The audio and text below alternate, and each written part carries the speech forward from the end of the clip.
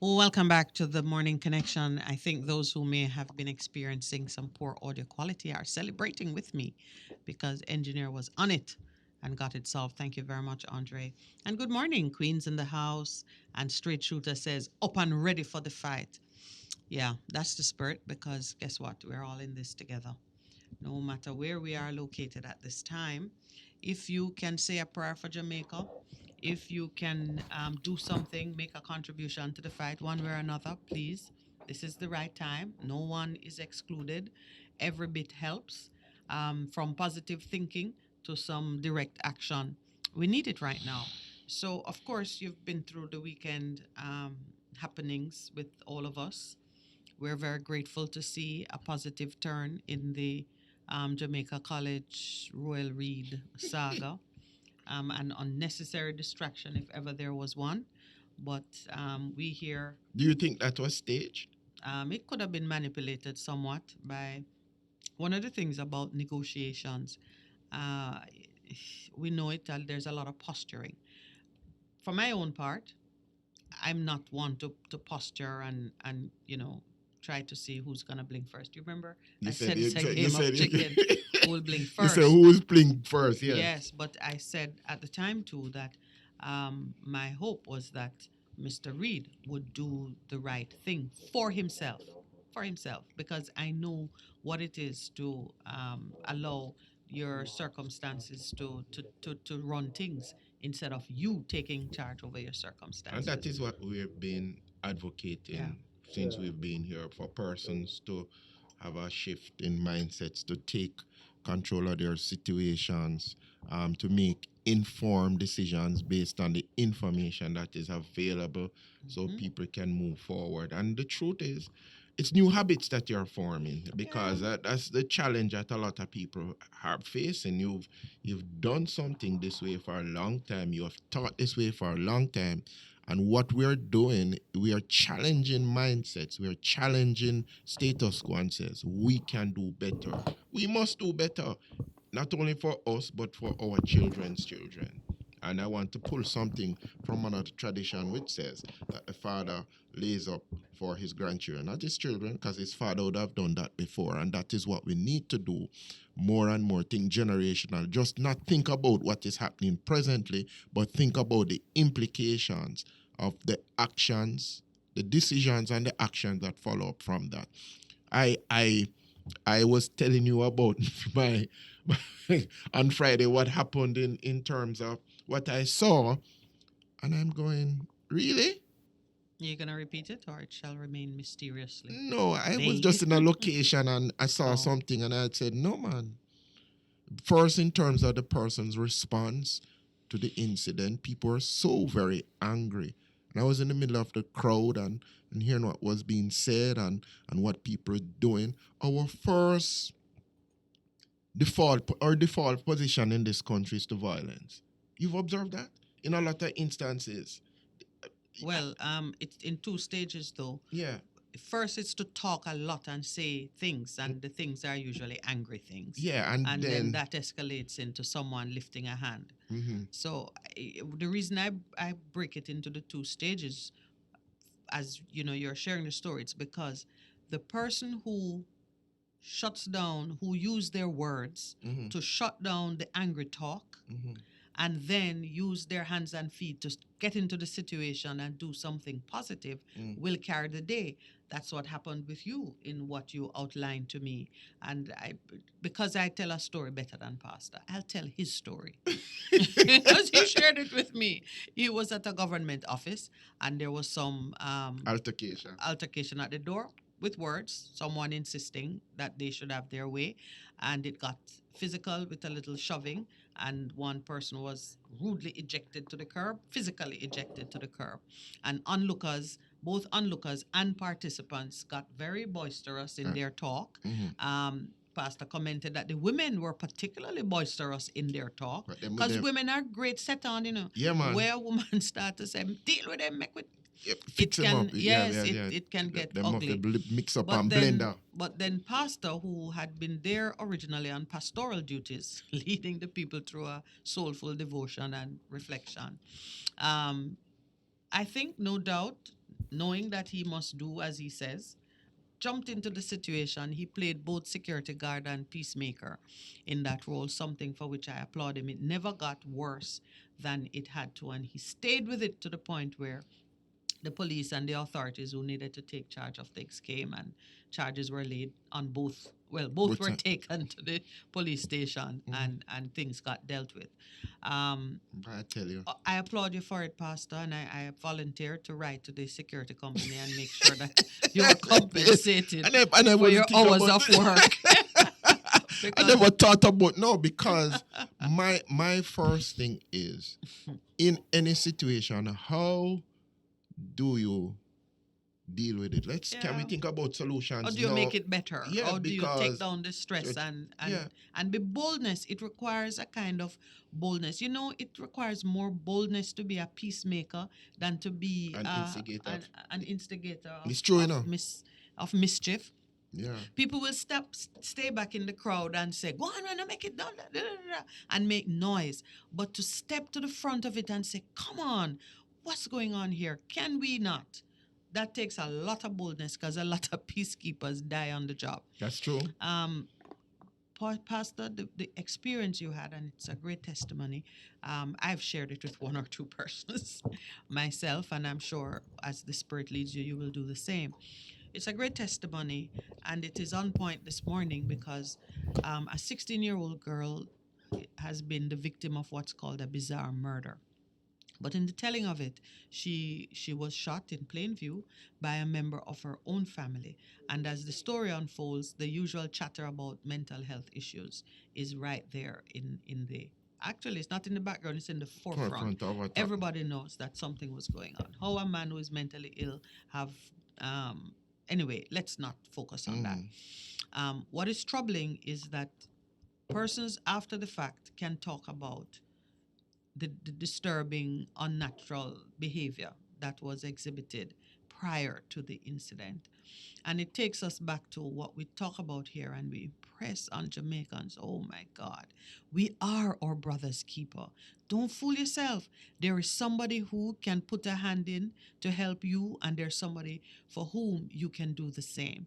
And when we see that people are struggling, I do not understand why this is so prevalent in Jamaica, where in my experience on the road, man will help you park.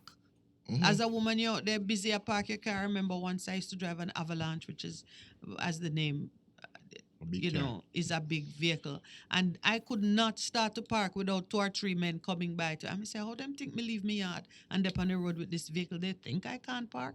But there are some things that there are just any number of hands willing to help. And it's not because I think they're a bit misogynistic where females are concerned driving big vehicle, and they probably think poor girl, she can't park it. Whatever led them to come to my aid on those many occasions, I thank every brother for seeing me and thinking that if they help me, I will do better.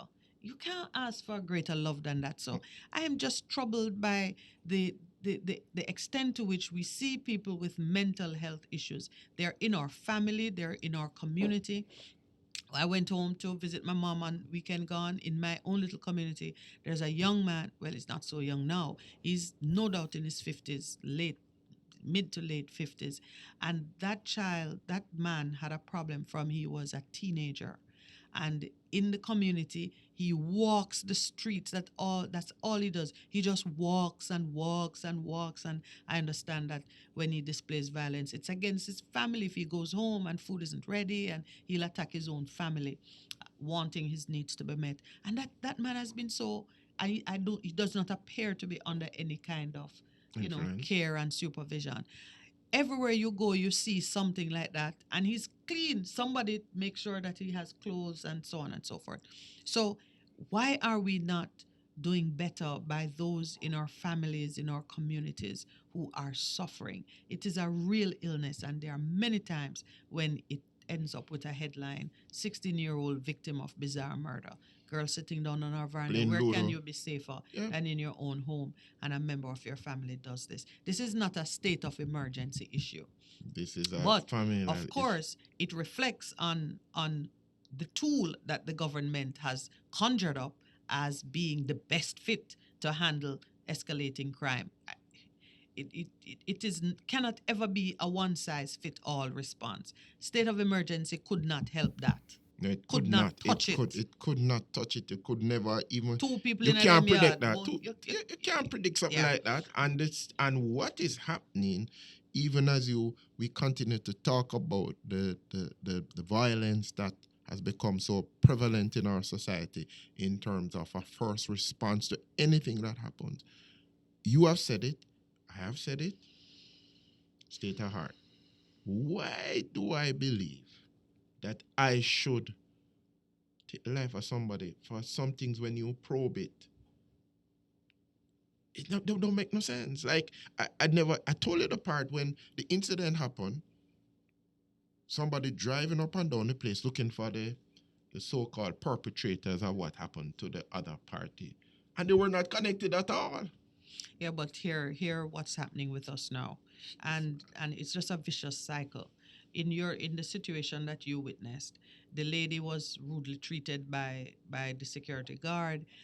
Somebody made a call. She get her people to come and deal with it, because we don't have any confidence that either the people in the office where it happened or the police are going to give us the justice that we we need. feel that we need. We want So justice. it comes back now to the administration of justice and how people feel that their vengeance is to be exacted, or who cares about them. You now have to reach into your own resources, your own network, for assistance, and so you get revenge killings, and you get, of course, you get the vigilante movements.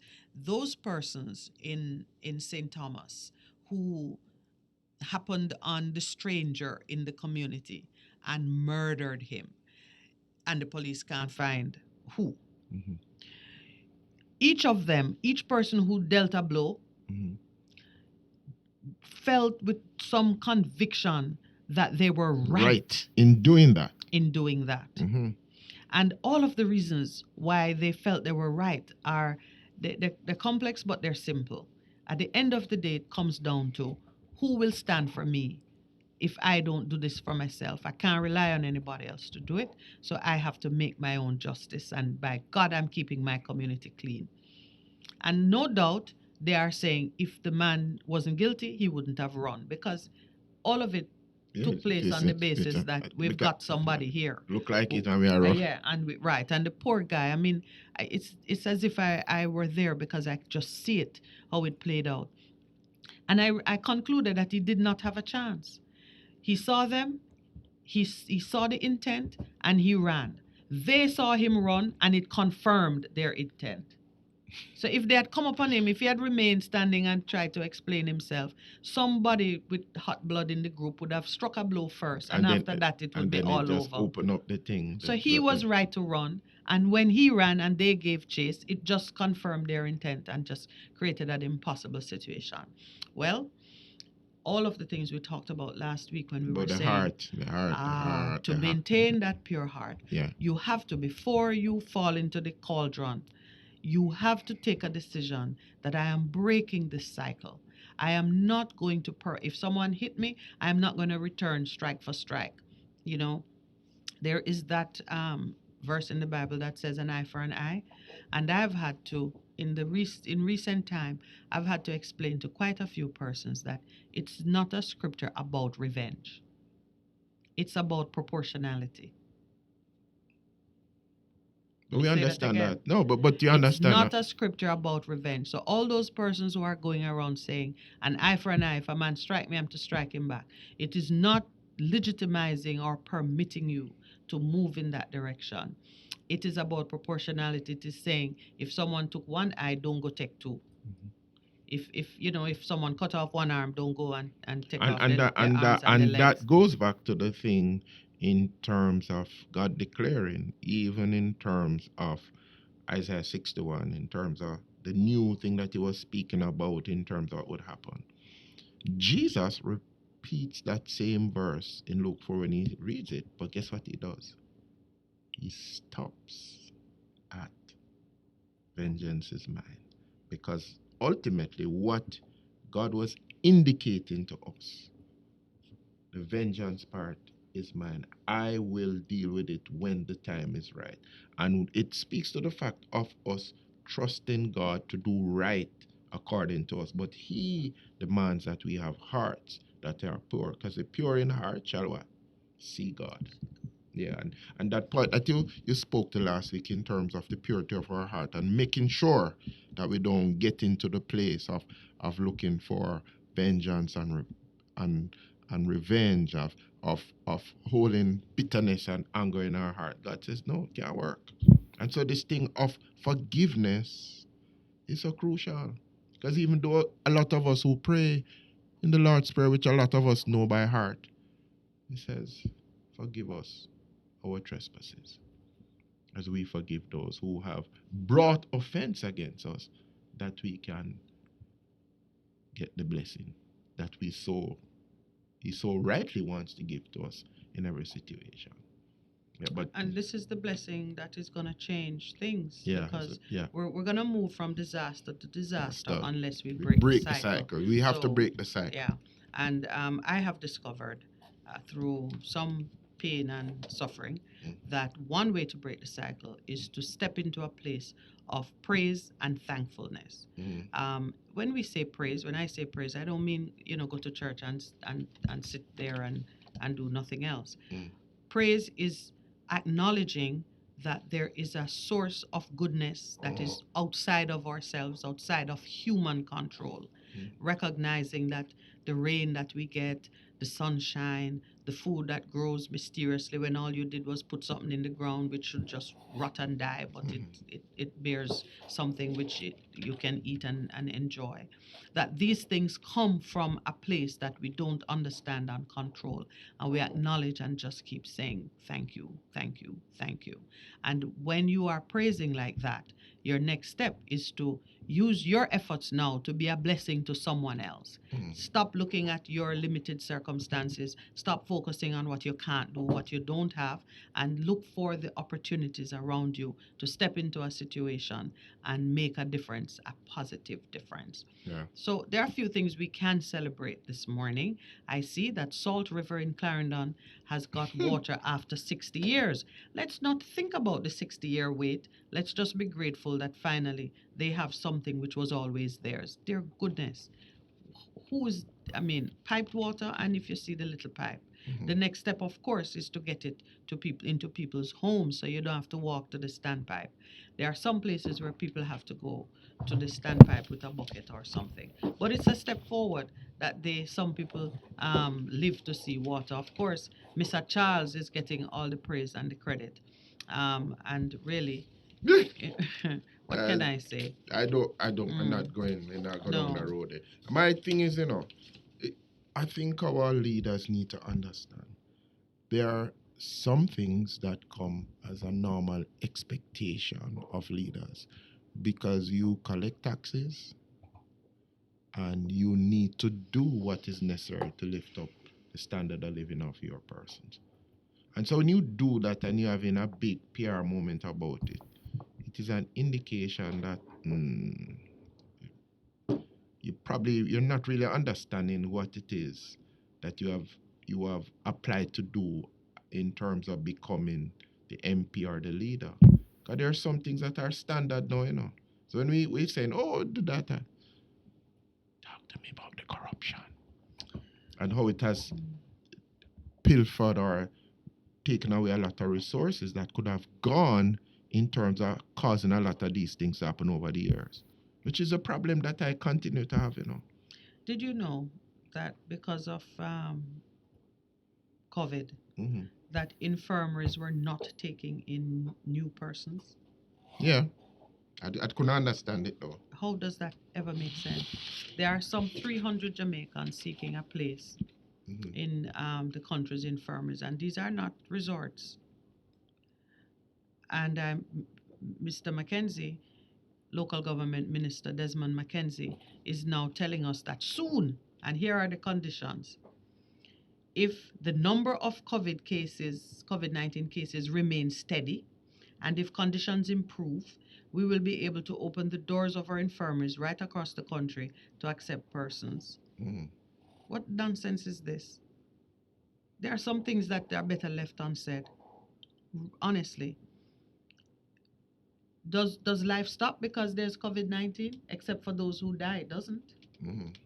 But we notice that we seem to have a government that is just single-minded in its focus. They don't care about other things. While there's COVID-19, road can't fix, garbage can't be collected, Mhm. and homeless people needing care must continue to suffer in a state of greater danger than to be taken into a home where they can be assisted. Mhm.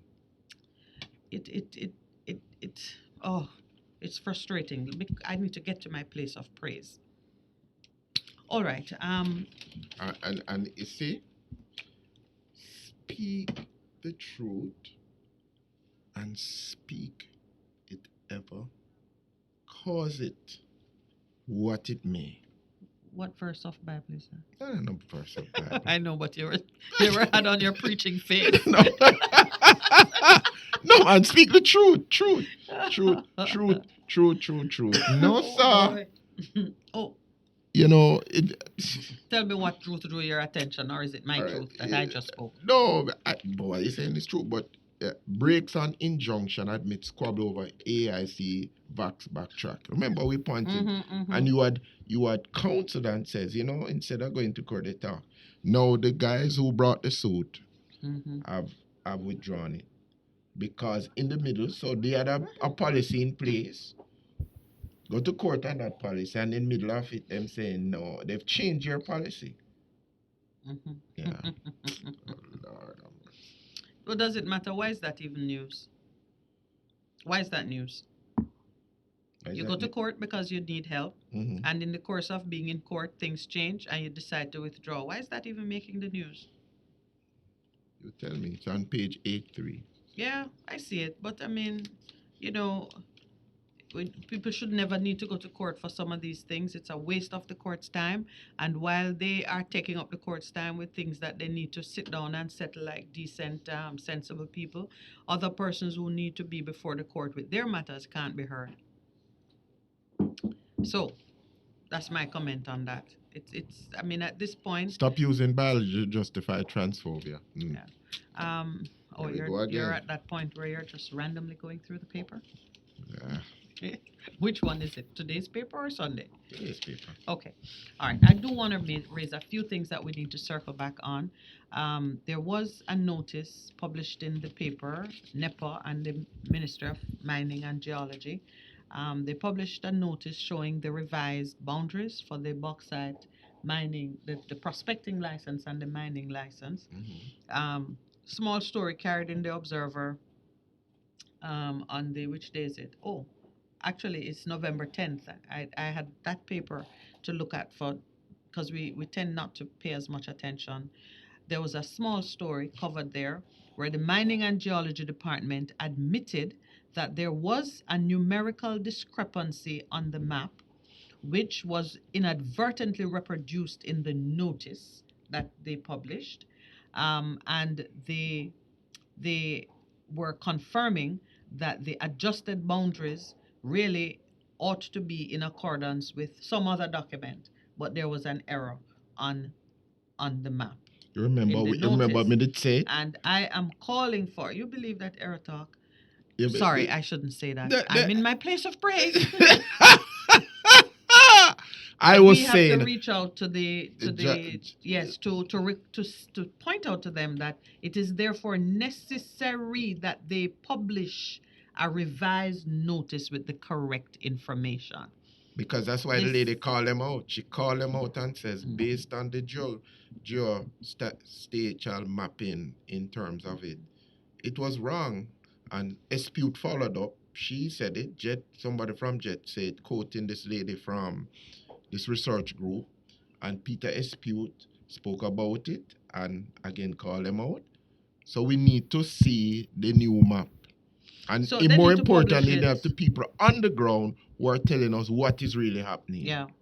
All right. So I know there was a further consultation, an open consultation session We have on the pointed out, we have, issue, yeah, and publicized it, yeah. yes, Mr. Douglas, Conrad Douglas, the consultant, was reassuring persons that there is goodwill at the table and so on. It wasn't from Mr. Douglas that I picked up. It's the Mining and Geology Department which made the statement, but it is incumbent on them to ensure that a correct notice is published, and we're going to follow up on that. It's time to take another break. It's 7 a.m. Please stay with us. We'll be right back on the Morning Connection. We'll be right back.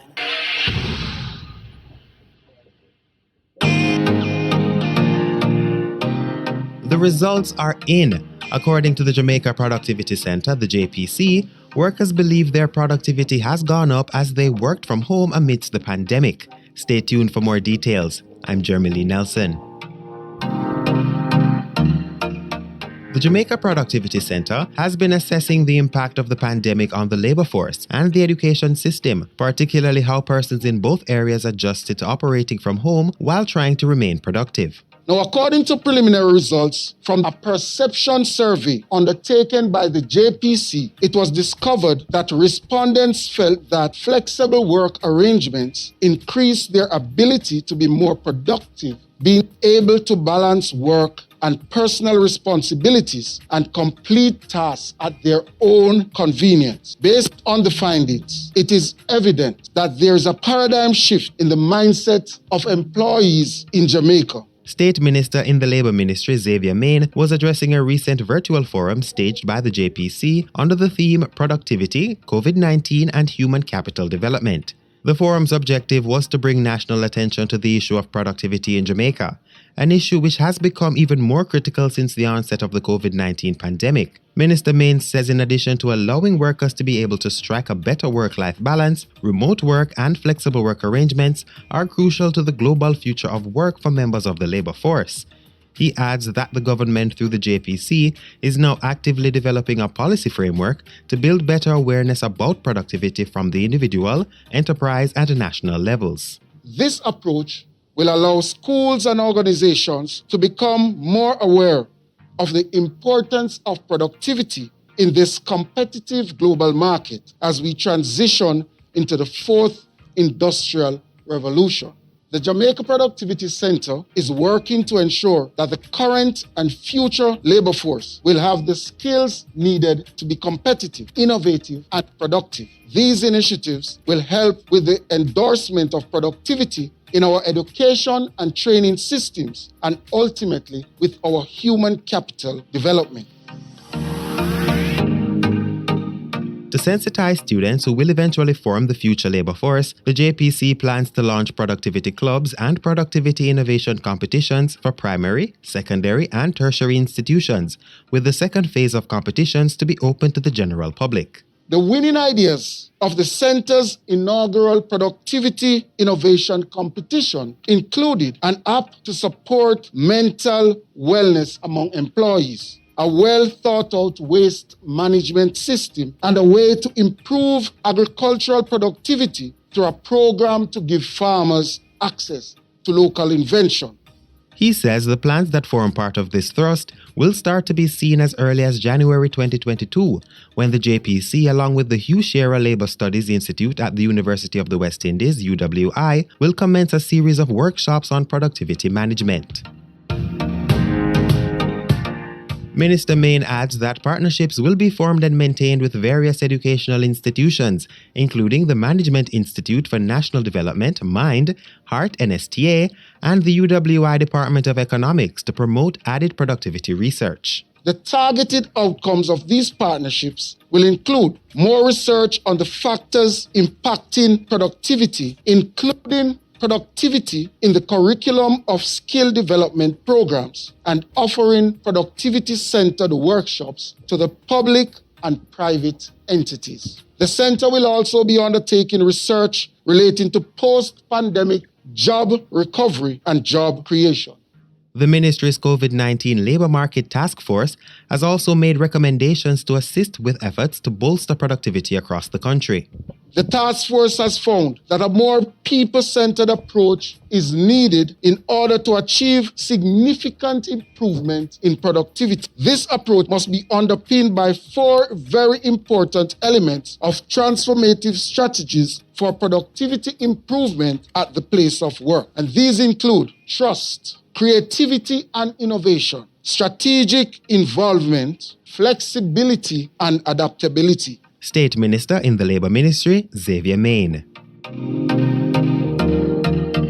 I am Jeremy Nelson, and that's it for our program. But remember that you can only remain productive if you also remain healthy. And one way to do that is to play your part in helping Jamaica meet its vaccination target. So let's get vaccinated so we can all get back to life. A production of the Jamaica Information Service, the voice of Jamaica. The station that makes you feel good. I love the station. I think it's great. My station. Moving. My station. Moving. Keep it right here. Keep it right here. Best FM. Keep listening. Looking to clean your vehicle super clean? 123 Clean Car Wash, located at 2 1/4 Osborne Road, Kingston 10. Entrance on Grove Road, below Tropical Battery. They wash and vacuum, undercarriage wash, engine wash, polish and compound, shampoo and detailing. Call them at 876-631-3400. 123 Clean Car Wash, the best in the business for a cleaner wash. Believe me, it's so easy. 1, 2, 3.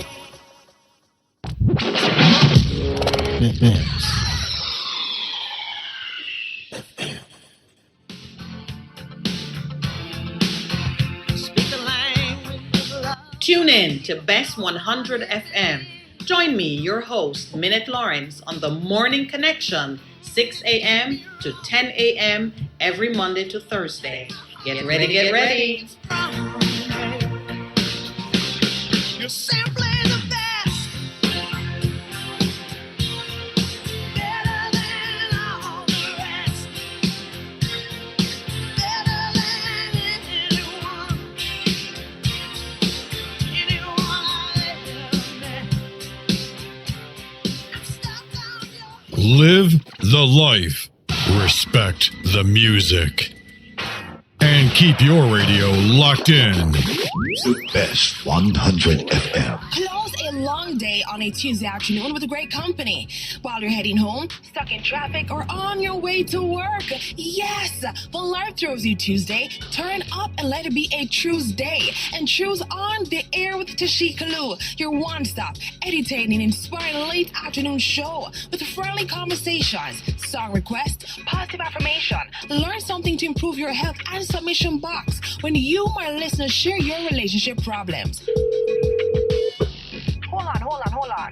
What you just say? You're engaged this man for 5 years and I know him can't marry you? Is that prank? No, I don't need that. Tuesdays from 5 to 7 p.m. right here on Best 100 FM, the station that is heard everywhere.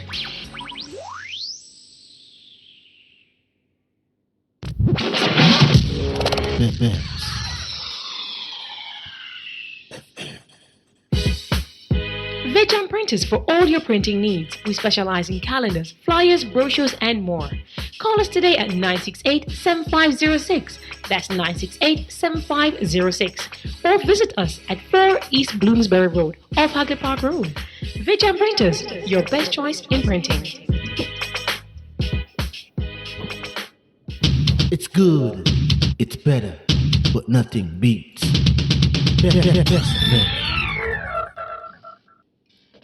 Oh, welcome back to the Morning Connection. We have a little bit of housekeeping to do as regards to issues that we've been dealing with and where, things are occurring. And then we have some new issues that we want to touch on with you before it is time for us to start talking to you. Okay, so I dealt with the situation with the Cockpit Country mining prospecting licenses, the mining and geology department. I'm going to find someone there who can perhaps just be with us to talk through some of the technicalities on that, because they have admitted that there was an error, a numerical error in the demarcation of the boundaries, which was repeated in the notice which they published. But in my view, there is need for them to publish the correct notice and set the record straight in the proper way. The same way that you, in fact, there is kind of a principle that the same way that you publish the mistake, you need to publish the corrected one in the same way. I've had experience with government offices making some mysterious clerical errors, which in formal places like in court was acknowledged to be an error. And then at the end of the day, it turns out that that was exactly what they intended all along. But then it's too late for you to do anything about it. So that's one thing. I think early last week, I touched on the subject of victims' rights being pushed into the narrative concerning justification of a state of emergency and the suspension of the constitutional rights of the persons who are affected by the state of emergency, those who are taken into custody and are treated in a particular way, which is a violation of their rights. I saw it at the time. I recognized it for what it was, a red herring. What do you mean? A red herring? What I mean by a red herring? No, no, you said you saw what? I saw the use of this argument as one of those emotional or emotive responses. Absolutely. By our leaders, our policy makers, to sort of distract us into thinking that the violation of your neighbor's right is in order to prevent you from becoming a victim or to protect victims of crimes. Okay. There is an article in one of the papers. Which paper is it? Observer? The Jamaica Observer, yes, yesterday, by Jason McKay. Oh, Jason. Yes. Went to a great school. And what's that, JC? No, I went to Calabar. Just pulling your leg. Yeah, man. But all right. So Jason McKay wrote. He's in the security Dr. business. Jason McKay. Dr. No, Jason he McKay. has a doctorate in criminology. No. Oh, I wish I hadn't known that because, you know, I now I'm even more disappointed by what he writes. The first thing, he's probably one of the few persons in the world who is congratulating our Attorney General for being correct about something. This is how he speaks about it. He says, I can recall from the time the Attorney General was a judge that she possessed a unique ability to communicate complicated issues in a simplified and easy to comprehend manner, a skill that few have in the profession.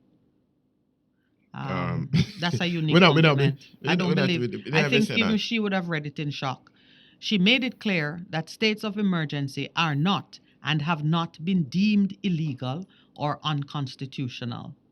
That's not true. But that doesn't even make sense. Yeah, but you're free to write because, again, you can't exchange either. So what is his idea? Still, he goes on to say, here, this is what, and he says some other things. He says, if we cannot trust this Prime Minister, this Minister of National Security, and this Commissioner of Police, then we may never trust anybody because they're just the most trustworthy people. Really, no? Yeah. Okay. Let's tell you, I'll lay it as the background because I was just very troubled by the article, which I see as, you know, there's a way we do things here. I mean, the playbook is so overused and simple. First, we start to float these words, and they're like terms of art, like victims' rights. And victims' rights don't mean what they are saying it does. We're going to talk about that. So you start to float it, victims' rights. We are oppressing and penalizing these people in these communities because we're keeping you safe. You can't do that. And then so we the people consider us versus them, vaccine versus unvaccinated. Yes. We must stop it. So it is for your safety why we are going to oppress those people over there. And you, out of great self-interest, will permit it. Of course, then a girl is killed in her home by a relative who has had mental health trouble and whom we should have done something about. Anyway, so that's the premise. And he credits the Prime Minister. He says, when the Prime Minister answered a journalist and said, what about the rights of the victims? For him, bells rang and lights went off, because he thought, well, finally, we have someone who cares enough about us to ensure that these drastic measures are taken for our safety. He says, and I say tongue-in-cheek for this one, he says, now, I don't believe in minimizing human rights. It is those rights that stop that knock on your door in the middle of the night and your husband and son from never being seen again. But when will the victims and potential victims' rights become so important that we are willing to take a chance that the government will not abuse its powers and will focus its efforts on the killers and not on political opponents? I think that time is now. But the question is, so the thing is, it is again a question of trust. And he's saying we must trust these people because they are considered we must trust them not to abuse the excessive powers that they're taking. What is their track record up to that point? You see, if they had a track record. But doesn't McKay live in Jamaica? McKay is saying if we can't trust this Prime Minister, this Minister of National Security, and this Commissioner of Police, then we may never trust anybody. Meaning to say then that, I guess in recent memory, these ones are such stellar performers. Oh, come on. I hate when we are manipulated and played in such obvious, puerile ways. No, you can't do that. No. But then, when you start to declare that the Attorney General is brilliant, and she has made so many strikes against her, I don't understand. Then you undermine. Jason, obviously, you do not live in Jamaica. I know you are one of the McKay security. That's what he's talking about. That's his company, and he's been a part of it. I understand where he's coming from, but really I do not agree with this argument. So we agree to disagree based on the line of argument that he's there pushing. Come on.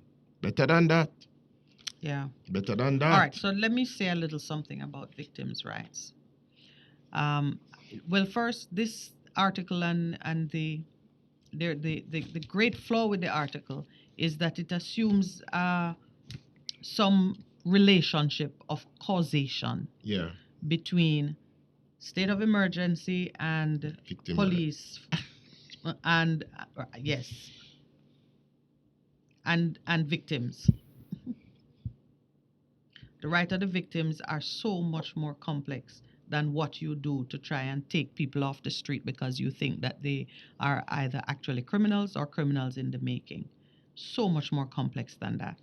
And I am frustrated when we take something that is big and that deserves better treatment and we minimize it in ways that are so and thought in terms absolutely.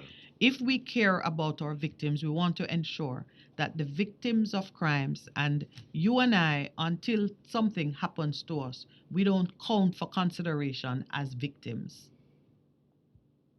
We're not a victim. What he talks about a group of persons that he's calling potential victims. There's no such thing as potential victims' rights.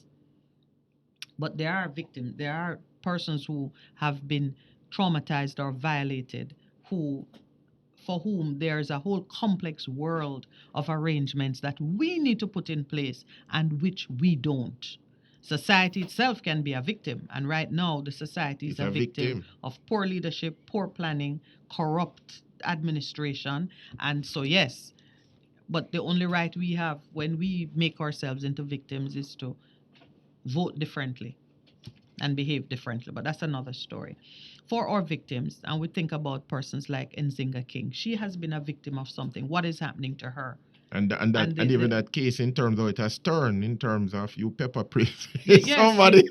and then you have them before the court. That's So it. so the whole thing. So there are some issues, First, victims must have remedies available to them in law that speak to their situation. They must have access to justice. Yeah. And the process Of justice must be must quick. be such as not to re-traumatize them each time they come in contact with it. So take Nzinga King, who went to court for something, then she's told she has to come back to court. All the while, her concern, the hurt to her, has not been addressed, is not being addressed. Because And we want to have SOE powers so we can protect victims. What about the real victim right there in your presence who is being ignored or who is being further abused she's not that because of person. how? Yes. Then you need to look at reparations. For every victim of police shooting or of even victims in civil actions, motor vehicle accidents, people who have their matters before the court, who are waiting to have the issues adjudicated and concluded, they are victims. And we need to have systems in place that see to their care. The Rasta men who were affected in the 1963 atrocities, not even, they did get an apology, but they get the money yet? I know they haven't got their money yet because they'd be celebrating and they'd let everybody know. That's a long time, That's like And 50 odd years. reparation or attention to reparations for victims must be such that it really doesn't matter who bears the cost of giving them what they need and what they deserve. Yeah. We have a very poor track record of keeping faith with persons. The senior citizens who were promised $10,000, I got another call on it again on either Thursday or Friday. Nothing. Still waiting. Mm-hmm. The path money that is paid, the one that we're investigating, path money, they've mysteriously reduced it by just cutting down the number of payments. And they think they're so cute. Because what? We're not intelligent, we can't do math.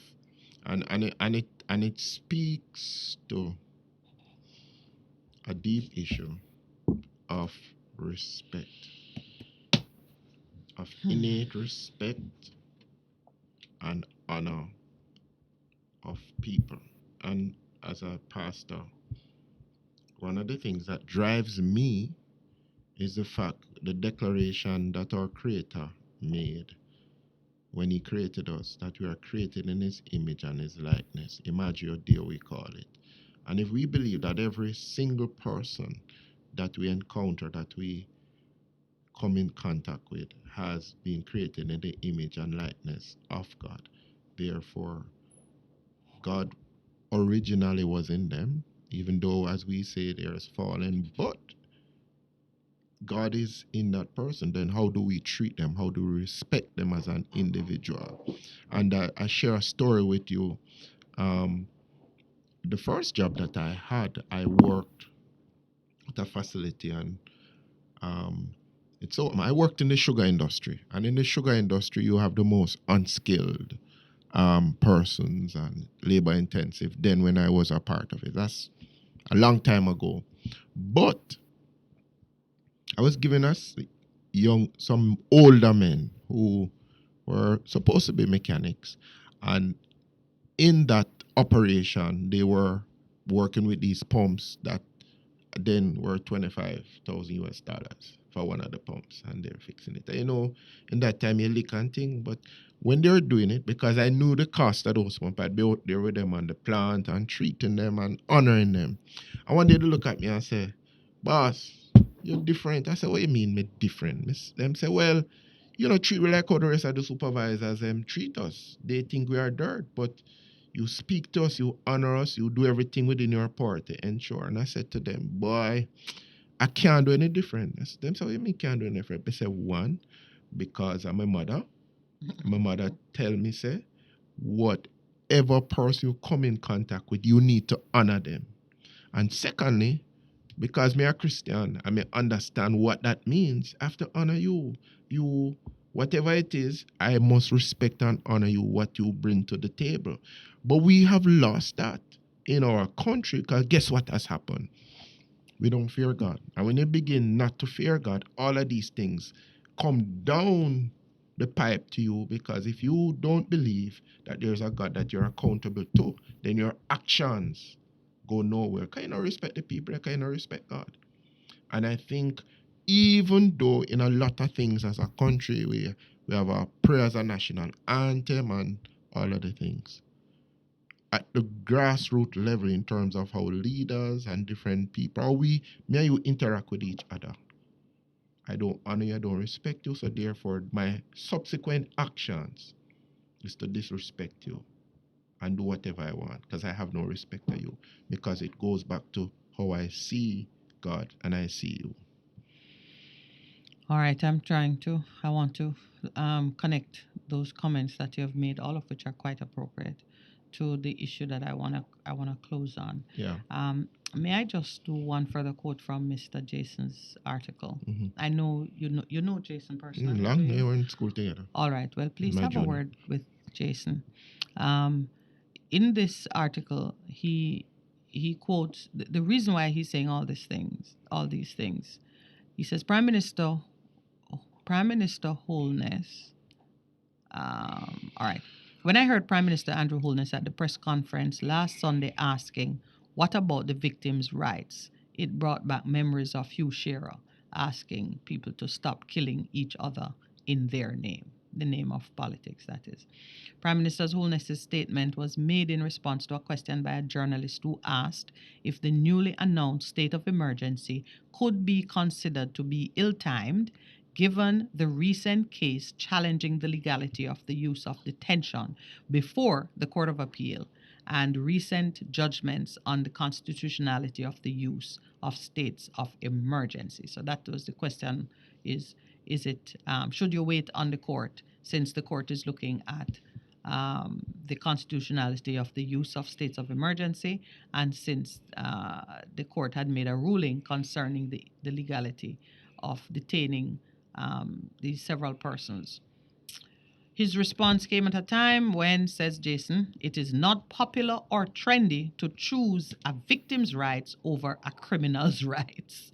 I have to laugh. Has there ever been such a time when criminals were preferred over victims? Never. Not Never. in Jamaica. Never. Never. So I'm trying That's to a understand. completely false premise. There has never been a time when any person chose a victim's rights over a criminal's rights. And what is disturbing about it, if you read this article, I'm speaking loudly, if anyone read this article and said, you know what, this man is right, scrub it out of your mind, wash out your mouth, clean out your ears, try to forget you ever read it, because he is not right. He is completely incorrect in this premise. There has never been a time in Jamaica when anybody chose criminals' rights over victims. And it is also wrong, very wrong, to speak of persons whom the police lock up for days and can't charge them with anything to call them criminals.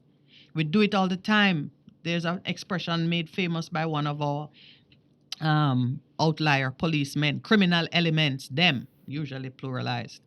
The criminal elements, them. The police have a class of persons that they have categorized as criminal elements. And for those persons, they don't need to have any evidence. They want to have the freedom to treat them as they will. And so they have the freedom now, and people are being killed by violent behavior in Westmoreland, in homes. What impact is it having on crime? You have the power now.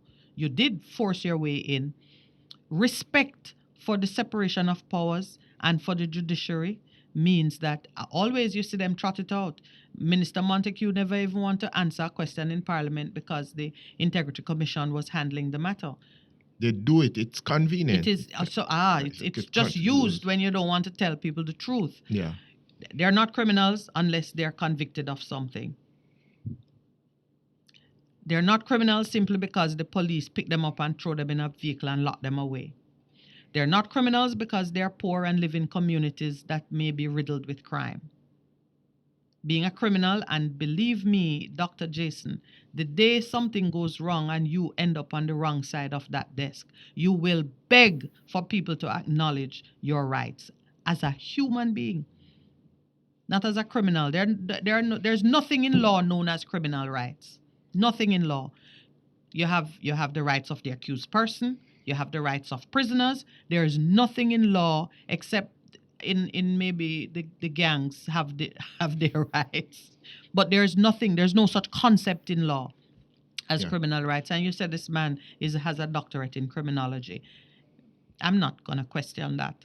I'm just saying you need to be more discerning. You need to be more discerning and on point in your commentary, because there are people who read these things and go away thinking that there is value in it. There's no value in it. Absolutely no value. And you know, it goes back to the battlefield of the mind in terms of what continues to happen, in terms of what is truth. Being able to discern, you say something, and because somebody said, like, because they're a doctor or something, we think it is right. When some people look at it and say, but hold on, let's examine this argument to the end. And what we see coming to no man, it can't hold, because your basic premise is wrong. And the other thing is, you know, when you begin to disregard your constitution and the courts of the land, and you do anything you want because you think that will help you, you know, we're heading down a slope that is very, very slippery. It's time to take the break and come and calm myself down. So stay with us, please. We'll be right back. We'll be right back.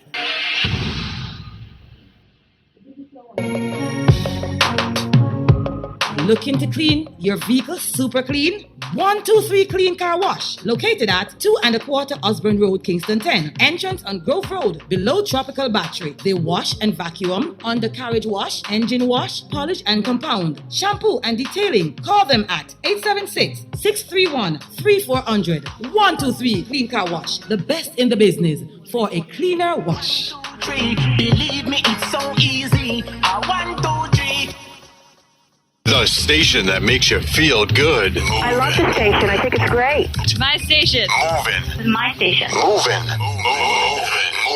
Keep it right here. Keep it right here. Bass FM. Keep listening. For a better choice in all your electrical supplies, A, authorized 3M dealer and better brand names. B, better service including free island-wide delivery. C, all major credit and debit cards accepted. It's ABC Electrical Sales. Shop number 8, Hagley Park Plaza, Kingston 10. Open Monday to Friday, 8 a.m. to 5 p.m. Saturday, 8 a.m. to 4 p.m. We make your electrical jobs as easy as ABC. Call 754-382-528 or fax 754-3659. ABC Electrical Sales, for a better choice.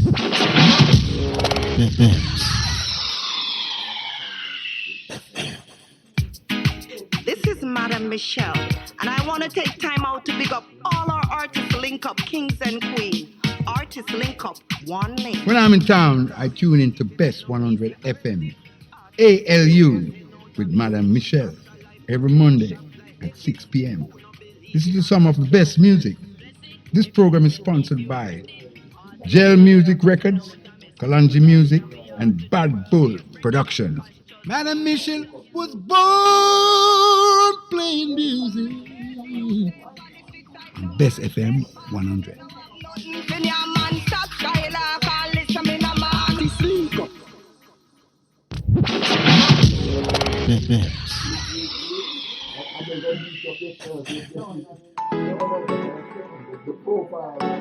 Check out the Better Vibes right here on Java Jamming on Best 100 every Monday from 7 to 10 p.m. We have got music for your mind, body, and soul, entertainment, information on Java Jamming from 7 to 10 p.m. every Monday on Best 100, the Better Vibes. It's good, it's better, but nothing beats. Welcome back to the Morning Connection. I'm in a much more mellow mood. I found my place of praise. You need to keep doing it. Actually, don't make the man take out your peace of mind, my sister. No, man, it's you. I'm setting you on him. He's all yours now because you know him personally. Went to school together. All right, so there's a bit of irony in actually, no, I shouldn't call it irony, but I think the Gleaner is accurately reflecting some things that are happening. In Sunday's Gleaner, the headline, one of the stories was, jury still out on states of emergency. Not the answer. And, No, get that. Not yeah. the answer. Concrete plan needed. Criminology. This is no, this one hasn't completed his study yet. A doctoral student criminologist at Lund University in Sweden, Sanjay Thompson, says Jamaica must employ more evidence-based anti-crime strategies to permanently eliminate the scourge of crime instead of hastily arranged states of emergency that only offer a temporary fix to the problem. My dear Sanjay, it doesn't even offer a temporary fix.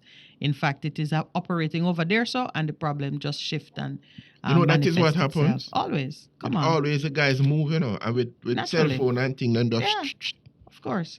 So the doctoral student has called it more evidence-based anti-crime strategies. Not just evidence-based there, but anyway, he's on the right ball. That is not the right strategy. Let's see what others have said, because they were quoting, what is it, DCP Bailey. I tell you. He calls it a necessary tool to arrest bloodletting. And then Bailey was in the paper all over the weekend again, talking about the number of repeat offenders who get bail and then go on to carry out their usual. They behave the same way while on bail. And I tell you, in his mind, the solution to that is to deny them bail. You see why we are in the situation we're in? Everybody wants the easiest course to make their life easier. I know it would be very easy and much more comfortable for the police, for the authorities, if when you locked up someone and the police oppose bail, the judge just says bail refused, and we fill up the jails. We continue to fill up the jails. And then when the jails are full to capacity, you have situations as occurred with young Mr. Clark. Well, he was 40-something years old. Young Mr. Clark, who died in custody. His sister was in the papers again, complaining that he was taken in by the police. She tried to visit him. Next thing she hear, he has COVID-19. He's in a cell by himself, because that's what they do with you when you're in custody. They find a cell. I mean, mostly you can't find cell for people, but he was isolated someplace and collapsed in custody on November 10th. Taken to the hospital and died, and she never saw him. She never got to see him until he's dead now, and she sees his body filled, just marked with a lot of cuts and bandaged up, and she's trying to understand what on earth happened to her brother, who basically died in custody. So, to take ACP Bailey's point a little further, deny all of them bail, because out of over 800 persons who got bail, close to 900, 60 out of them or thereabouts, repeat offenders, went out and committed crimes. So the police have the stats, know the people, and I'm not going to say that they can cover all the ground, but I don't think that denying citizens who are presumed innocent bail is the way to go about it. But it just means that So the jury was out in Sunday's paper, and the jury came in this morning, because on this morning's paper, Gleaner again says 12 killed in 24 hours as state of emergency buckles. So it collapsed now. I take no pleasure in saying it, naturally, because it's my country. And all of us are affected. And we have to take responsibility for the poor showing that we're seeing in these critical areas. Let me say something to you. The way my mind works, okay. State of emergency not working.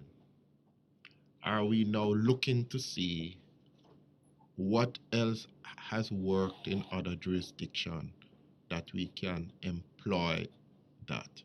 What is the Percy, what has worked in other jurisdictions, and I cut you to say this, what work in other jurisdictions is that people study the trends, study them people, and come up with strategy that work for their people. So we can't take, state of emergency might have worked in another country. We can't pick it up wholesale. I think you miss what I'm saying. This what I'm saying. Well, man, is that this. might be true because I didn't allow you to say Yeah, it. yeah. You never allow me to finish. I just smell a red herring. I know it's not a red herring. I am saying. Okay, then a sardine. No, not even that at all. I am just simply saying. Yeah. How do we, as a people, put anything back to us, government and people, as a young man has said who is the doctoral student, look at the trends. He says evidence-based. Evidence, that's what anti-crime I'm saying. What strategy. is the evidence? Because we have the minds here that can bring the solution across the line in Parliament, outside of Parliament, and trust our people enough that we can come up with solutions that fix it. And here's where we are fight this thing, I know. But Percy, we have the evidence. Every type of statistic that can come So forward, how do we use it have now? it. And not do a knee-jerk But reaction. you're going back. You're going back to the source of all the things we talk about here. We're back to the heart.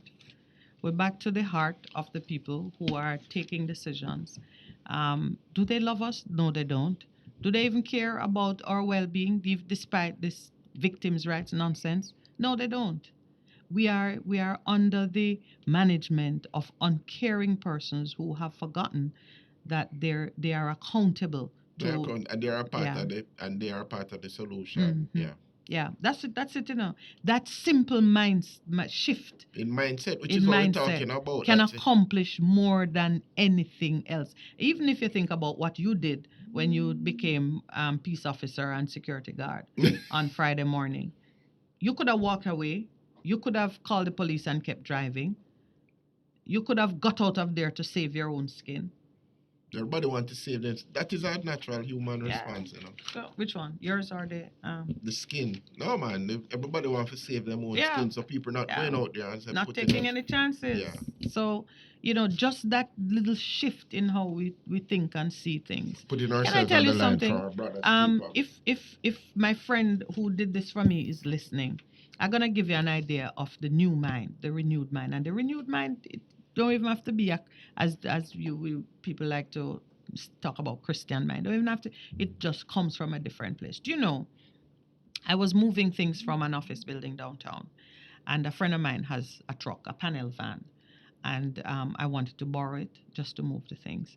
And we agreed on a date and time and scheduled. On the morning, I think the truck was on its way and there was some issue. Truck couldn't make it. Do you know what my friend did?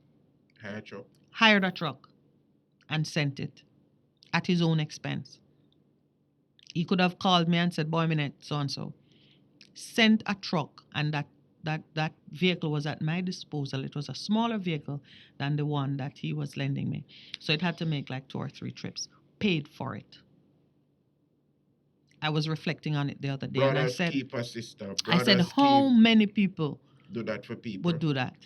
And I tell you, Not nearly enough. Oh, So, well, I to know my it's friend not who, nearly if enough. you're listening and Okay, you let me hear tell it, you, just if you have know 100 that's people, how I saw it. If you have 100 people, I still appreciate five what he people did. will do that. The other 95 won't do that because they're thinking about themselves. Well, and first they're they're gonna say self-interested. that yes, borrow it and I pay for it, and them have a problem now, so I should be sorry for them and maybe help them with that problem. And if they weren't trying to help me, the problem wouldn't arise. And No, there'd they're be going to, they're any- trying to. any self-centered way of looking at it. Right. So that is what, when we talk about a covenant of love, honor, and respect, love in true action is other people centered. All right. So let me raise the substantive issue I of thought the all of these morning. were substantive issues. No, those were. You're killing me. Scabs. Mr. Producer. Mr. Producer, I think I'm going to, as a man, let's say, it's the spot. No, man, we're good. There are big issues and important issues, yes. But you know what? They're in our rear view mirror to some extent because the SOE is here. You think this government is going to say, oh, my bad strategy, let's let it go? No, they're going to dig in. And I tell you, young men and women on the street out there, look out, because they are going to now work harder to show us that this was the right thing. And so that is the way of the world. When you're wrong, you don't concede that you're wrong. And also, You just when, move when you forward know, as if yeah, nothing happened. And when you don't know what to do, you don't try to say, all right, Wrong and strong. let us get together and find the right thing because what I came up with not working. No.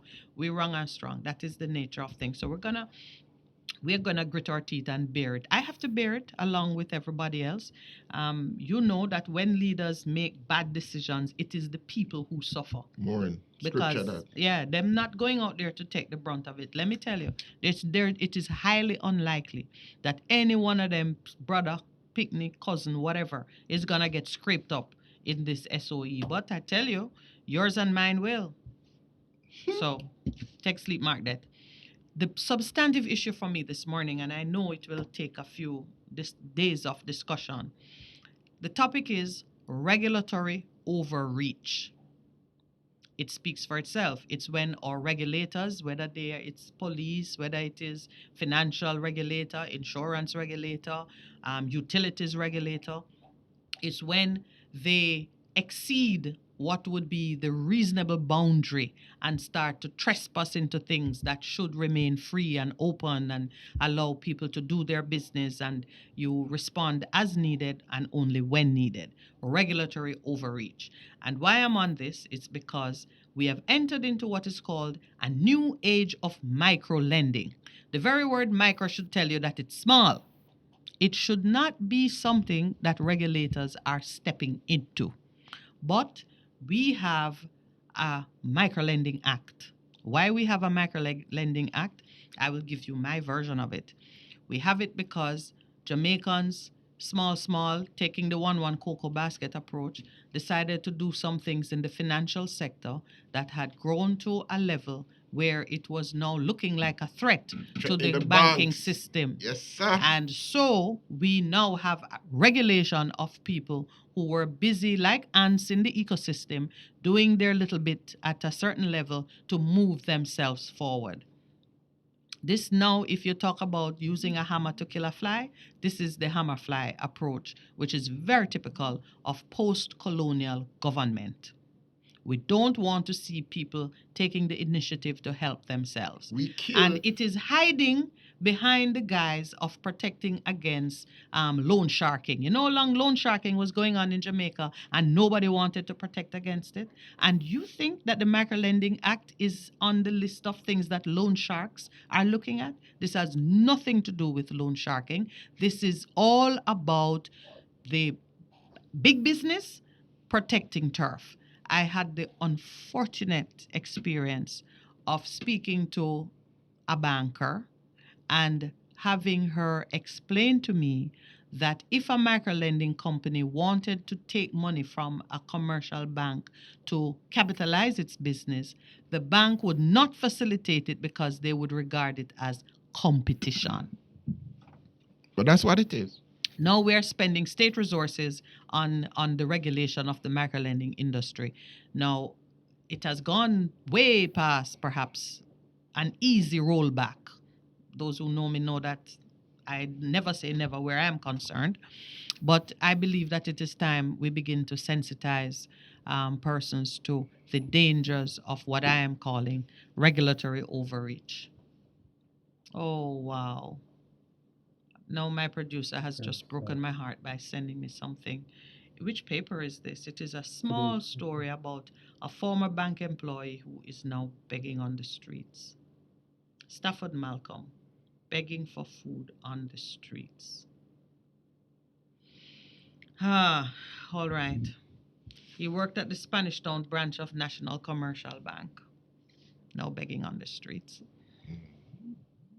That just kind of threw me for a moment. I know he didn't intend it, but you know, we talk about these things and sometimes we ourselves, well, I certainly try to stay focused on it, but sometimes we forget that these principles affect lives in a very real way.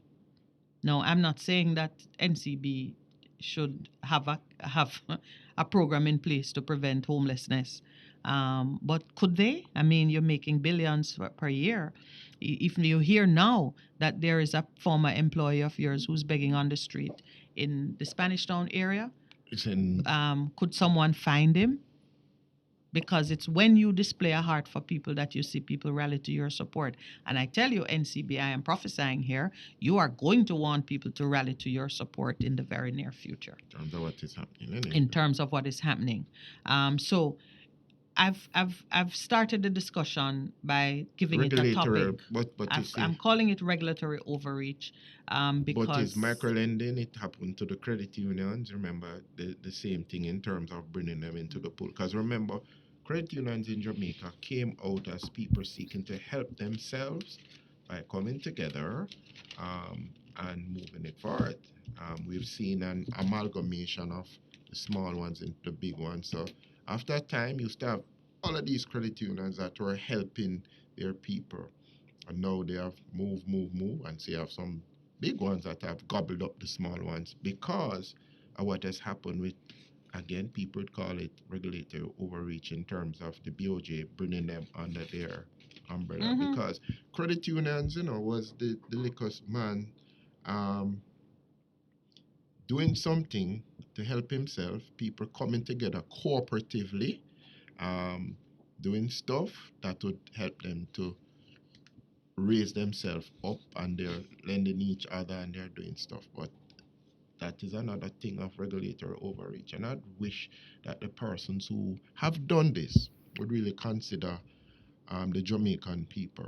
And that's why a lot of people still staying out of the formal sectors, and there's a lot of what we call it again, the informal sector, in terms of a lot of commerce happening there, and they're not able to account for it. All right.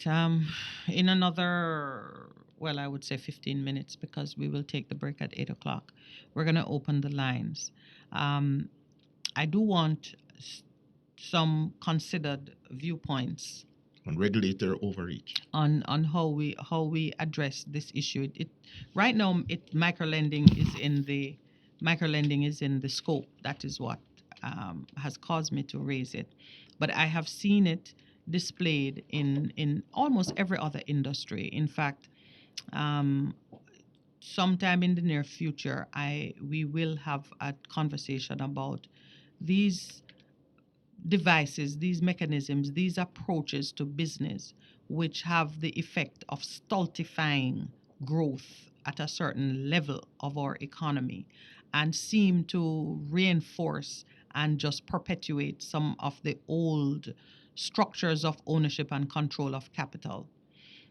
We know that this is a time for transfer of wealth. It happens it's season. If you know times and season, we are the sons of Issachar, sons and daughters of Issachar. So we understand times and season. And we know that this season is one of transfer of wealth. But the transfer of wealth will not happen effectively if we stand in our own way.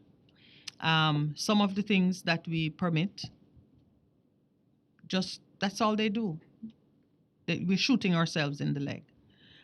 When I went through the liberalization process, when I participated in the liberalization process for the telecommunications sector, one of the things that we spent a lot of time looking at, and when I did it, I was doing it from the private sector side. I was not on the regulatory policy side for government. I was doing it for one of the only incumbent telecommunications firm at the time. And we spent a lot of time considering how to treat with the involvement of the regulator. When is it appropriate for a regulator to step in? When they should stay out? It's called regulatory forbearance. So you have a regulator in the market, but the regulator must know when his weight would pervert the natural operation of market forces. So there are some things, for example, the internet has gone largely unregulated for its lifetime, because everyone who looks at it sees that it's kind of like a virus. If you touch it, then it's going to mutate and become more dangerous. So you leave it alone. You let how people use it dictate its growth and its utility, because anything that depends on usage and interaction with human forces, you can't overregulate it, because any kind of regulatory oversight can make it into something unnatural and can defeat its very purpose. Now, I am sure that the introduction of regulation in the microlending market is definitely intended to kill it. It definitely intended to move business away from it and let the business stay right where it belongs, in the hands of those who understand money and who know money. Yeah, but you raise a very important point. One of the things that has handicapped our growth as a country is that there is not sufficient education in terms of money and how you use it, even in terms of our schools and the education that we give to our children. We don't facilitate an entrepreneurial spirit. We are training them to go work for somebody else. And if you understand money and what it does, it goes a long way in terms of you increasing your personal wealth and flourishing, as I call it. And so that's one of the things. And another thing I want to point out is that this thing really is about control. That the few control the majority. Whether we like it or not, That's what it comes down to in terms of what is motivating and driving it. It's about control. It's about control. And if we think about it in terms of systems of governance, whether it's totalitarian, autocratic, it is about controlling everybody. Even what is happening now with the whole thing with the vaccination and your vaccination passport, whether it's the QR code and things, it's about control. It is about control. And some people are pushing back against it in regards to what it means for my right to choose my own destiny. So yeah, as we well, come to the thing and music, the issue of the vaccine passport. Yeah. I don't want to. The truth of it is necessary, and we're gonna come back to it's the heart of those who are managing the system, because it is necessary if there is a contagious illness that is prevalent in certain areas. I mean, I certainly you take one for malaria. But vaccine passports are nothing new. There are illnesses that will cross border when people travel, and if there is some way of dealing with it, you know what?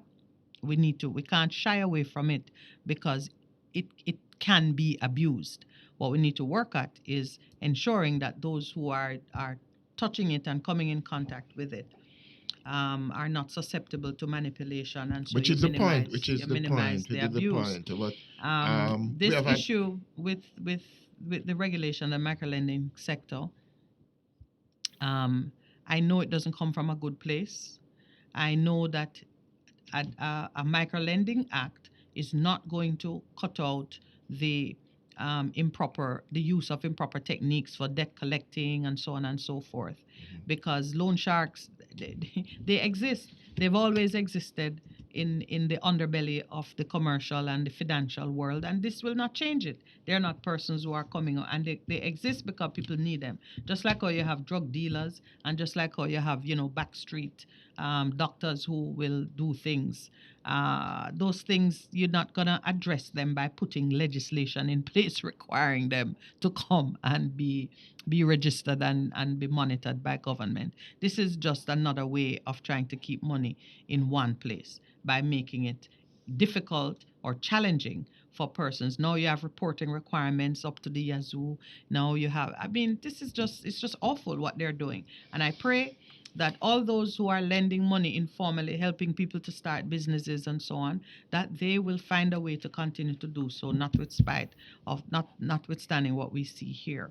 Please remember that this is the country in which a member's motion in Parliament to regulate bank fees was defeated. Roundly defeated, and I say it's going to stop the growth in the economy. Please remember that this is the country. But it is the same Parliament that passed the Microlending Act in 2021. Yes, that's not surprising. They went to bat for the banks, for big business, against the regulation of bank fees, and they went to bat for the bank against allowing microlending to thrive and to prosper in the way that it ought to. This is from in the Business Observer on the weekend. They did a little coverage and they had 3 young persons who are in the business, and the one who caught my attention is the one who is building a platform for peer-to-peer lending. Eve. That's the name of the platform? Eve. Yes. I salute him for it's not anything new. It's been done elsewhere, but to attempt it in Jamaica and something like that should not be regulated.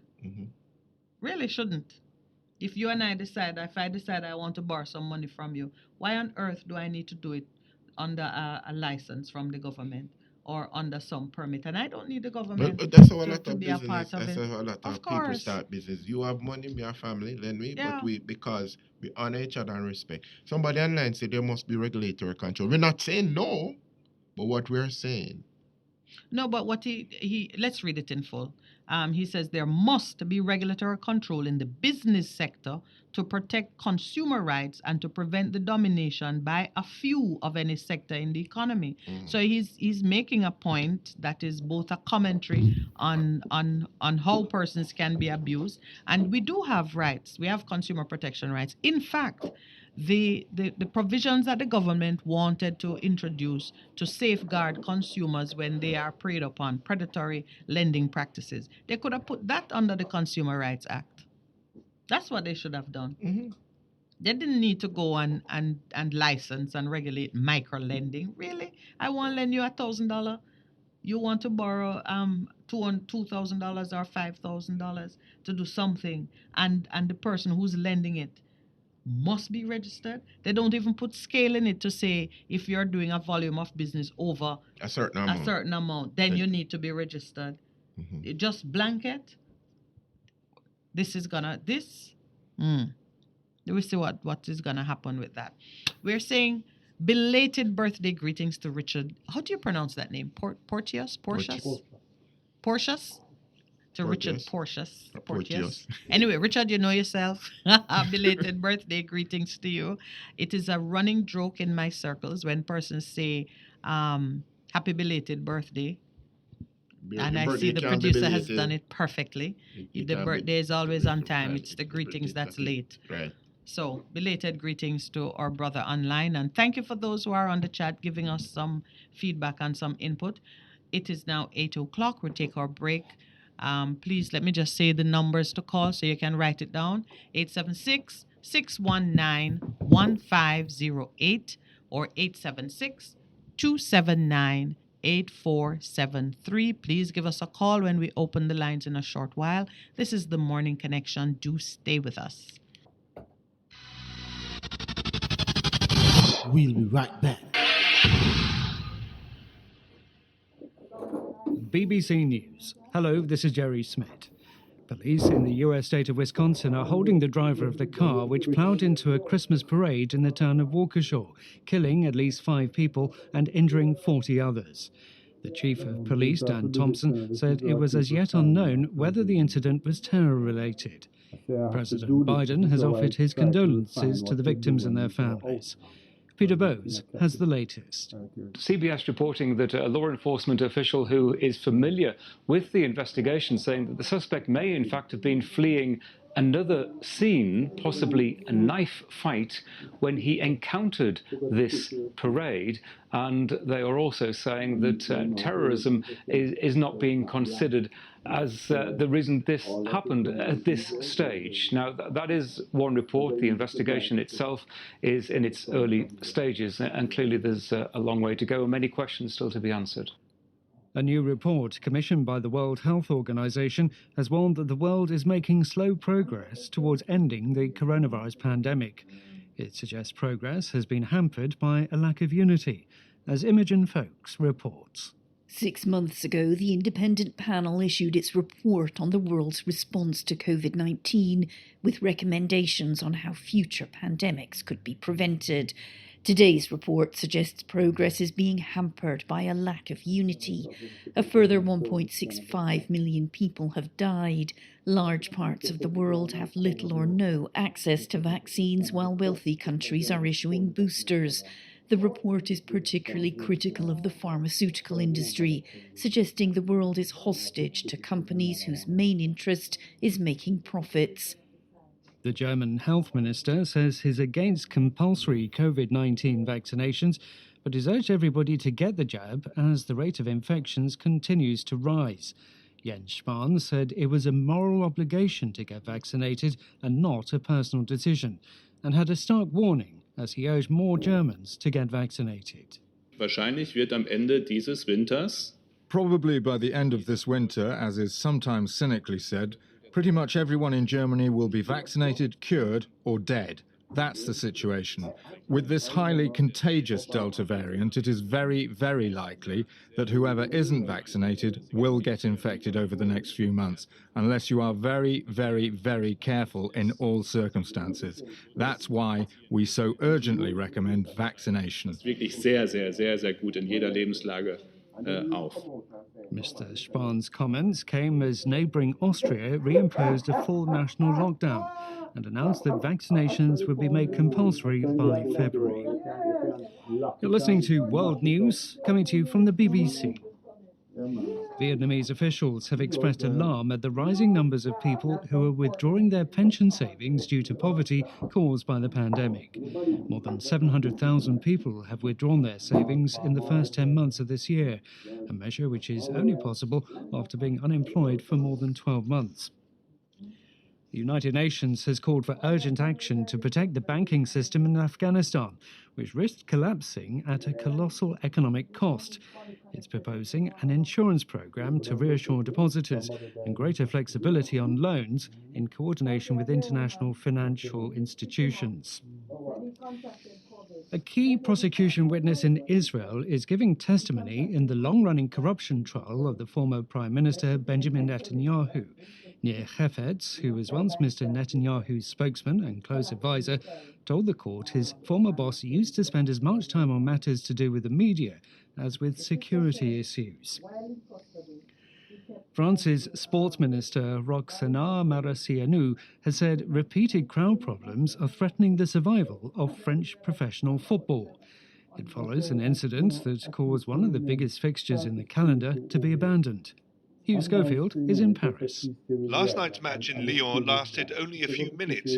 As he prepared to take a corner, the Marseille captain, Dimitri Payet, was hit on the face by a water bottle and fell to the ground. The game was stopped, but only definitively abandoned nearly 2 hours later, after bitter wrangling between the referee, the clubs and police. It's the latest in a series of incidents in France's top league this season. Pitch invasions, brawling and the hurling of projectiles have marred more than half a dozen matches since August. The minister, Roxana Maracianu, wants matches stopped automatically when there are serious incidents and tougher sanctions against clubs when their fans cause violence. Hugh Schofield.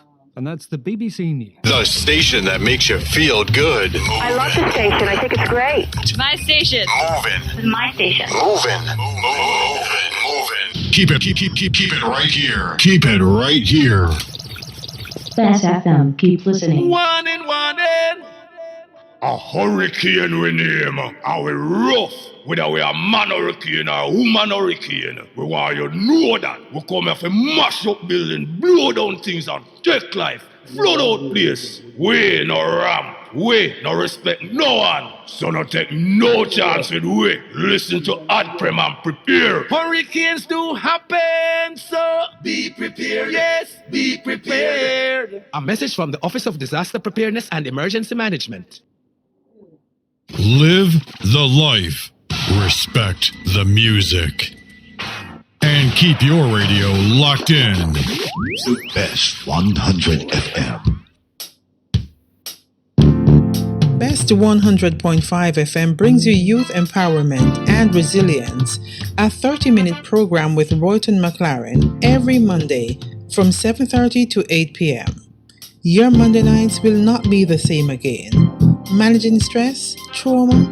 Let's talk on youth empowerment and resilience with Royton McLaren on Best 100.5 FM every Monday from 7:30 to 8 p.m. Wagwan. Guten Tag. Buongiorno. We are The Kingstones. I think I love you best of them because you're better than the rest of them.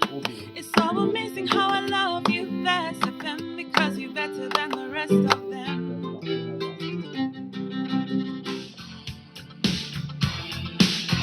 Speak the language of love. Tune in to Best 100 FM. Join me, your host, Minute Lawrence, on the Morning Connection, 6 a.m. to 10 a.m. every Monday to Thursday. Get ready, get ready. You're simply the best. Better than all the rest. Better than anyone. Anyone I ever met. I'm stuck on your...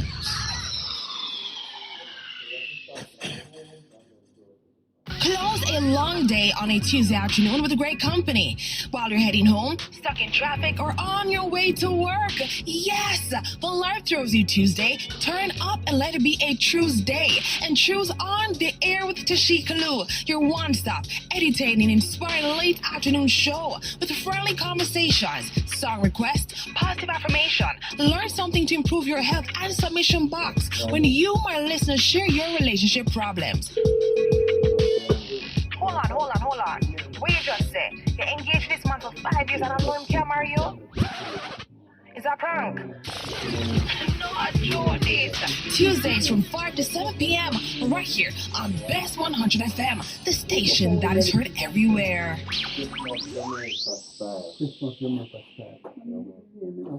It's good, it's better, but nothing beats. Best friend. Good morning and welcome back to the Morning Connection. So it's that time of the day. We all look forward to it. We get to hear your voice and share with you.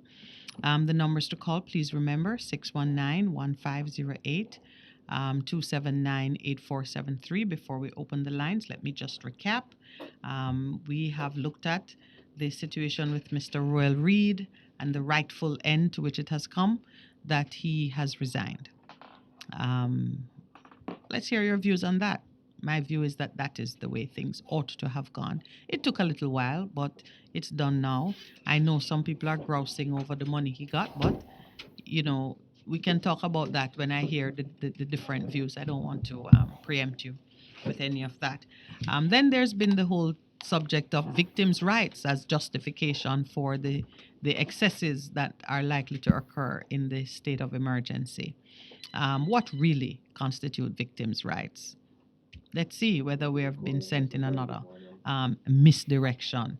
And then there is the business of regulatory overreach and what's happening with the microlending industry and this attempt by government now to overwhelm them with regulation, as was done with credit unions and others. So we've got the first call. Let's talk. Good morning. Welcome to the Morning Connection. Good morning. Good morning.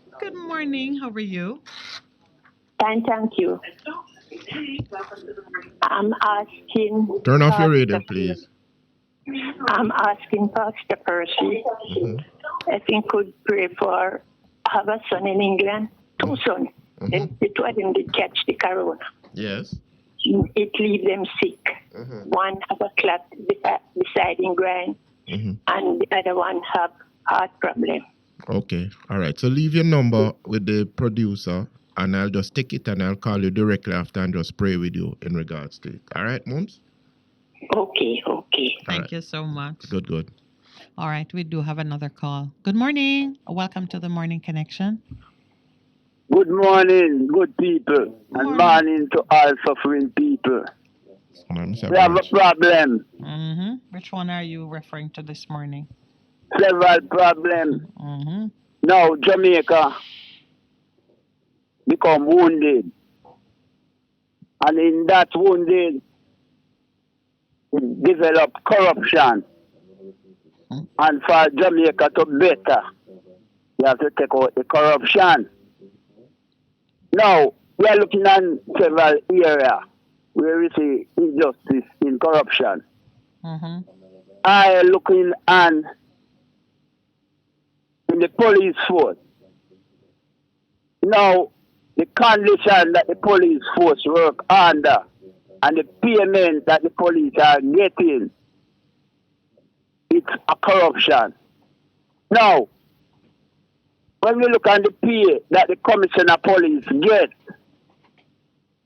to an ordinary policeman that getting $70,000 per month before tax. And when tax take out of that, can that policeman survive after that? That have a family, have bills to pay? Come on now, Jamaica full of corruption, too much now. Yeah. Can you declare the pay of the commissioner of police? Can we declare it? Yes, how much the commissioner get per year? Yeah, we had the figure. I think someone had actually given us the precise figure that he gets like 30 times the amount of the average Jamaican. No, we want a figure, millions, much million he get per year. Pastor is pulling He it get up. over 18 million per year. How And can you know the an figure? policeman that his life is on the line, losing their life, get $40,000 per month. I am asking you if that is corruption. Well, I don't know if it's corruption, but it's injustice. Okay, so let me tell you So what it is injustice exactly. is not corruption. Corruption, come on now. All right. Deny justice, you see? Yeah, man. So, all right. So to tell you what it is, his basic salary is $13.5 million a year, and his perks him get another 4 million, 4.5. Okay. So 13 17. So that's 17.5. and 4. Yeah, man. 13.5 That's and 4.5. 17. Yeah, $18 million. 18 plus. 18 No, million. sir. Yeah, 18 million for the year. policeman that life is on the rich. How much he get for the year? They are underpaid, my brother. There's no way you put the figure is gonna. They say they are underpaid and they know the work they're doing. They work under terrible conditions. The chairman of the federation was on the phone with us on Thursday. There's no gainsaying it. The question I would put to you is, how do we as citizens add our voice to make a change for them? Because we are the ones who have to help fight for them. We have to fight for them to Think get that you better. ask Yes. how we can make the change Yes. for better living for them. Yes. The commissioner of police must resign. The minister of Security, national what security. you call it? Minister of National Security security. Mm. and the minister of finance and the governor general and the prime minister must resign for is them control that section. Now the governor general must resign. Now he introduced a state of emergency and so which is illegal. He violates the constitution. The prime minister violates the constitution. Can I interrupt you for a moment? The minister of security violates the constitution. I want to say something to you, my brother. My brother, listen. My brother, can you just listen up a moment, I please? want to say something to you. The state of emergency. I have something else to say. Yeah, man, I just want you to bear this in mind. The state of emergency was declared by an act of parliament in which the opposition did say they're not in agreement, but the government brought it into effect, properly applying the provisions of law that allow for it. So earlier when you said the Governor General should resign, he is a part of the process because it cannot be declared without his sign off. And I think you're zeroing in on the fact that people are not applying good conscience and principles to some of these things that they're allowing to take effect against the nation. But the state of emergency is not a violation of the Constitution. It was brought into effect using the Constitution. How they treat citizens in the course of it, that treatment can be violation of constitutional right. Yes, brother. Go ahead. No, What is the role of the Governor General to those mentally ill and the condition that the prisoner lives into? What is the role of the Governor General? Well, reports are supposed to be made to him, coming up from as low down on the ground as the justices of the peace doing the inspections and so on. And there are things that need to be done in relation to those persons, but the reports go to him. The Governor General, go ahead. Hold on, miss. Go ahead. Don't you know that prisoner in prison now, over 30 odd years, mentally ill people? My brother, sadly that is true. No. You know, after Governor General send a man to prison to couple Aki. Mm-hmm. Long time. It was well Tell reported. me now, a man like that must resign. Is it the same The Governor Prime General? Minister must resign. Was that different Governor Him General, and you his know? cabinet. Hold on, miss. Hold on a moment. Now, the Prime Minister doing something that I can see where we're heading. Now, Jamaica heading to a apartheid state. It want to be like a balloon explode. Now, hear this, me. When we look at the life of the people in Jamaica, and when we look on Jamaica talking about we have over 1 million squatters there now, you know. And those squatters, and some of them pay house in church. And every year, the Prime Minister and his syndicate take out $11 billion out of it. All right. That is corruption. It is, I know you use the word corruption, and I want to work with you on how you're understanding it. Some of the way that those things happen involve corruption. And by corruption, I mean it's not happening for the good health of the nation. I have another call to take in on my brother. So Yeah, can you? let me know you have a run. Hear this, sir? Before you run. Yes, wrap up your point for me. The chairman that of the house in church, much pay in get, much money in get. I don't want to talk that the normal person who listen here, you know. Yes. But sometimes when I use some word, we don't know what I say. All right. No, Tell me how much pay in get. how much money the per chairman year. get? How much money the chairman get? Who is the current chairman of Housing Trust? Pastor is researching it as we speak. But it sounds like you have the figure. You checked on it? How much does that person get? A chairman? I don't know. He get some region about 27 million. Are you talking about the chairman or the executive director? Any one of them. The man who run it? 'Cause Man, the chairman. get 20 million. And he agree with the Prime Minister to take out 11 billion. So out of 11 billion, him get 20 million. Tell me now. And squatters that pay house in trust can't get a house in the live nowhere. There's some injustice. $11 billion per year. There is some injustice there, and What is the benefit? There is some injustice in some of what I understand you with the point you're making. I'm gonna take another call though because I've had someone waiting. Yes, and you've been. Thank you, my brother. Good morning. Welcome to the Morning Connection. Good morning. Good morning. I hope you're both well. Yes, I am well, thank you. And seeking to embrace the lovely day it is outside there. Yes, we are. Okay. So tell me, this Akechi, the administration there got caught up in the reeds. You were planning that one, weren't you? You planned that one, they good. What's that?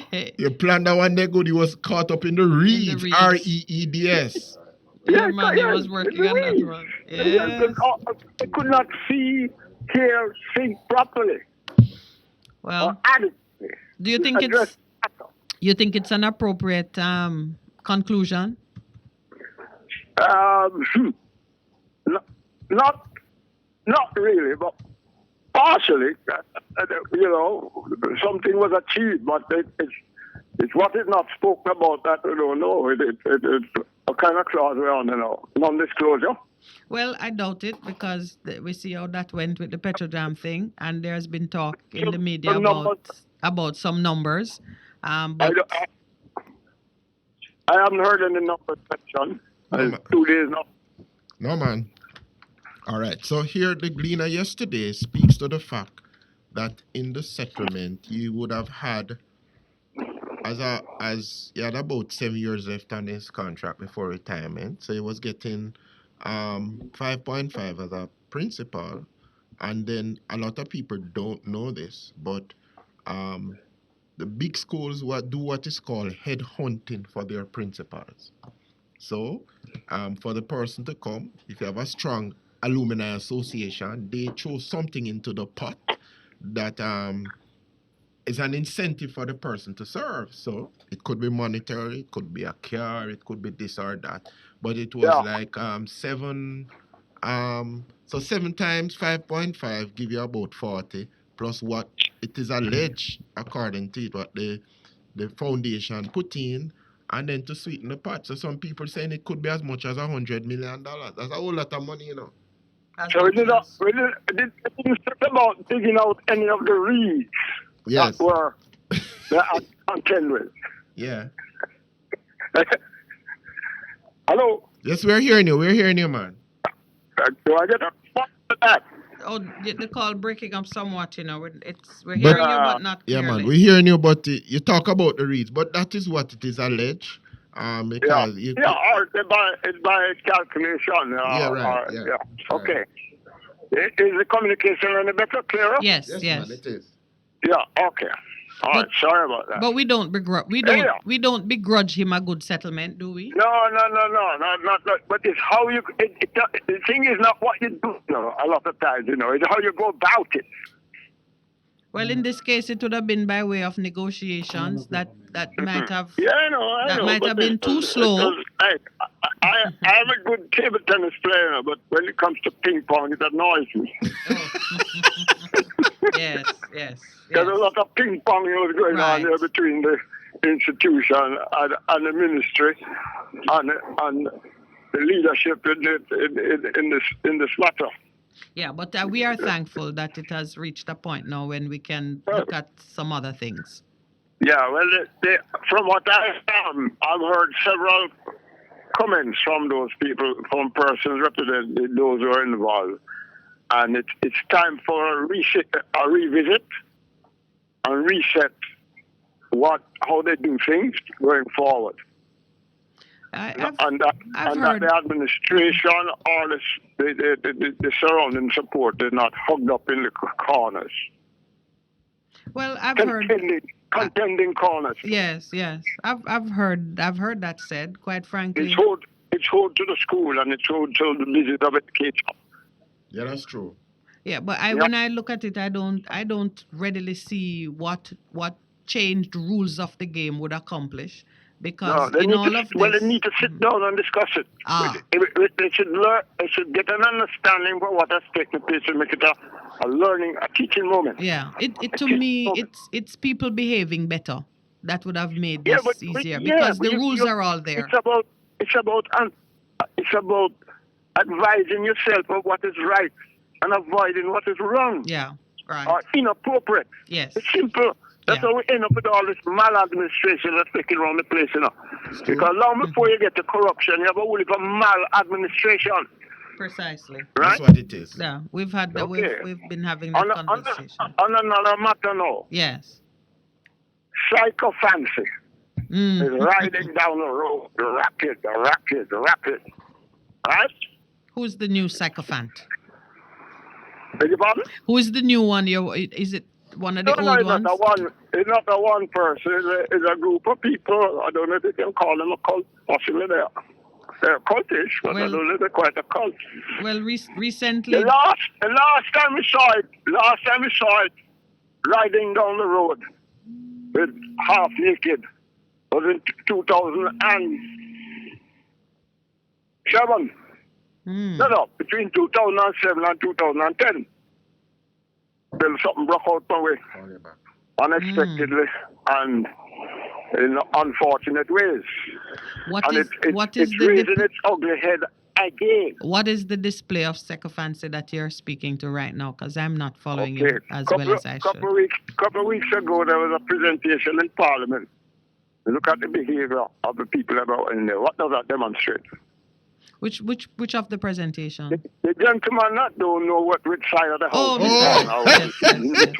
Yes, that's who I was thinking about. I call him Mr. In Between. Yes, he's not in between. When he got up and declared and wore his green shirt and said everything to show that he was begging to be let back in the ring, he's no longer in between. Well, but it's what the other said, though. It's like pointing the one finger and a three pointing back at you. Says it's how the others are behaving. Well, how the others are behaving. Well, I mean, and it doesn't spell well for us. No. What is your comment on it? What is your comment on it, other than just observing that it took place? The sycophancy, that's what I'm fear of the behavior of those who are supposed to be in position of leadership in the country. Well, it is not new. And coming from it's taking another ride. Yes, yeah. And today's thing with COVID around, a lot of things can slip in on it has been used about. Well, I am very hopeful that Jamaicans who are observing it do not see that person as a role model for anything to be emulated. That's my hope, because not even his own team they were not celebrating. We are in serious time and trouble. My brother, if we're not vigilant and we're not responding to a lot of the nonsense and overreach. You like that word? Yes. Overreach. Well, continue to teach and support, because I think we can make an impact on it. Things will reach us. Matters will reach us in the most uncomfortable way. Yes. Right? And discouraging way. That is true. Right? That is true. All right, my brother. May I take another call? I think someone has been waiting. Go ahead. Thank you so much. Okay. Good morning and welcome to the Morning Connection. Africa love my sister. Africa love to you, sir. Morning. Yes, brother Bongo Percy. Now hear me now. You know me, and that's the first call. I'm still need to support the second one too, you know. Because you know, yes. Voice of the people, the voice of the Almighty. True. Right. Now, what do you mean? They mean all the reasoning, you know. Mm-hmm. Right. Now, we'll go back now in the Old Testament, but law did exist. Mm-hmm. Now, from me, I go to school, you know, and Sunday school. Mm-hmm. When the preacher up there preached to me at Sunday school and the teacher, you see when David did slew Goliath, mm-hmm. that was a rejoicing situation, you know. Now we come with grace through Jesus Christ. Yes. And we have more problem. Right? And hear me say no. We want all of the pastor them, including Bongo Percy, you know, to get up, you know, and stand on behalf of the people. Because them have the biggest influence in the world. We control the most people. And we make the people them know what are going on, you know. Because watch out, it's only the people them can change this, you know. So the brethren you call for him tell you what is the next move to make the people better. Commissioner for resign, Minister of Security for resign, the Prime Minister for resign, the Governor General for resign. And we want the church to take up them things at the churches. Listen, Pastor, you don't ramp with the people and God work, you know. All right, sir. Don't ramp with the people and God work, you know, because you know become victims, you know. Okay. So you make sure talk to the rest of pastor them in the church, them, you know.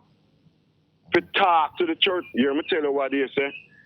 Some of the greatest revolution in our church, revolution is in our church, But we understand that. Understand me? Yeah. So and we need the churches now to get up and declare the glory for the people them because watch out. Them two little quashy party, Them feel miserably, because of greed. Oh, you pay commissioner of police 1.5 million amount, and you have to pay the ordinary policeman where him sit down and pay him air conditioner and send out police to go fight crime for $40,000 a month. So see the big robbery and hypocrisy and thief. Oh, you think me could have got on police for $40,000 a month?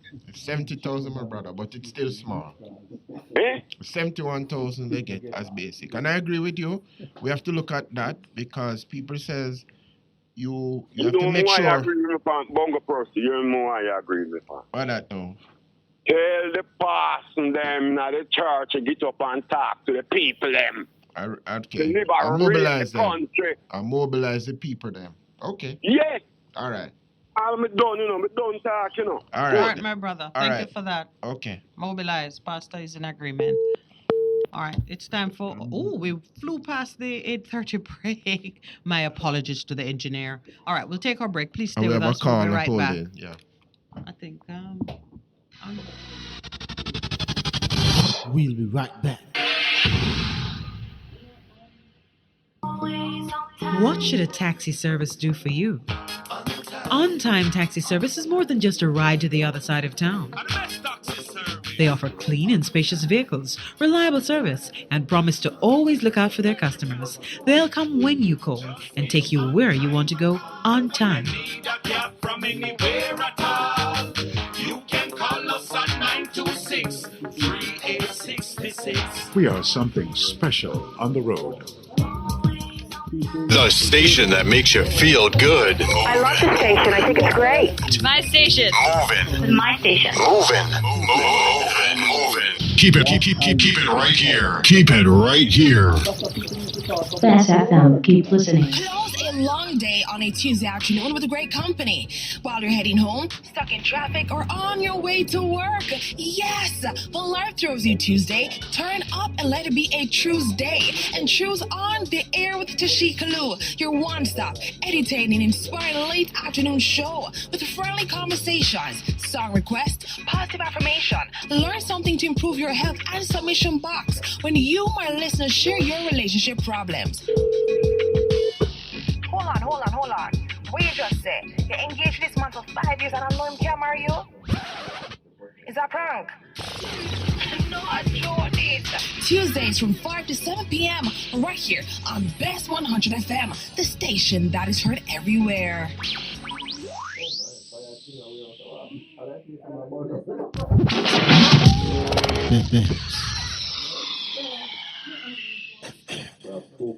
It's good, it's better, but nothing beats.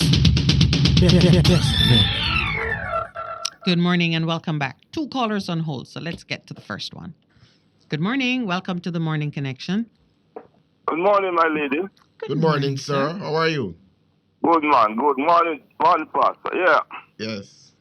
I see a trend developing this country where the government seems to want to militarize the country. They notice they farming another Coast Guard or Navy. I heard it over the news. Are they rebranding it? Huh? It sure is not a rebranding. I heard it, but I never heard the details of what was being said. You sure it's not rebranding it? Is that different thing separate and apart from the Coast Guard? But I think the news I can be corrected. But I think the news says a farming up a new. You know? No, we're checking it as you speak because we had a different understanding. It's a what? A rebranding? I think that's what they're doing. Let me just double check because it was. I'll stand to be corrected if that's what it is. But it's I still remain the fact that they're trying to militarize the country. Because listen, when Jamaica got independent, we had we had a first battalion and we have a third battalion. Third battalion was the reserve. We had the head of the army was a brigadier. Yes, brigadier general. No, man, brigadier, man. We didn't have a brigadier general. We have a brigadier. The gentleman by the name of David Smith. And then we have a lieutenant colonel and come right down. Now, in the army, now we have about 5 brigadier. And the country hasn't grown, you're saying? We're the same size? We have about 5 brigadier. We have lieutenant colonel. We have with the chief of staff now is our lieutenant general, something like that. Yeah, I think so, yeah. And the amount of resources that we are placing in the army and leaving out the civilian forces, the police force. Which is something that the chairman was saying, Ron, on another station, that all the resources in this thing is being given to the army, and what the police need in order to do their thing, they're not getting it. Yes, the police, we are leaving out the police force, and we went ahead and we form another battalion, which is the second battalion. Okay, so let me give the accurate information. It's not a rebranding. But it's also not a new Coast Guard. It's a new naval unit in the Coast Guard to focus specifically on some maritime-related issues. The new unit was formed as part of the expansion of the JDF. It is designed to increase the security presence in the maritime space and to be better able to counter drug and weapon trafficking, illicit fishing, and other nefarious activities, none of which are new, but I do understand that some increased activities taking place in those areas. And they're calling it a new naval unit. Within the Coast Guard. Within the Jamaica Defense Force, Coast Guard, yeah. So my argument. So it's increased resources. You're right about that. There must be right. So we are back to what I was saying. We went ahead and we formed a second battalion. This is based in Manigo. Yeah, now, man. you tell me what a little country like who is going to invade Jamaica that we and the resources that we have to manage this arm is not there, because the soldiers, they can tell you this, because I have friends that is in the army. The soldiers are not being taken care of. Some of them have to send all them boots to go repair it. My brother, what we are likely to hear now, because you see the things that they are trying to control. Those are things that we are under external pressure to have a better handle on. Illicit drug flow, those, they affect life in Jamaica. So it's illicit fishing, drug and weapons trafficking, and you know that the DEA, the American DEA, is always in Jamaica doing something.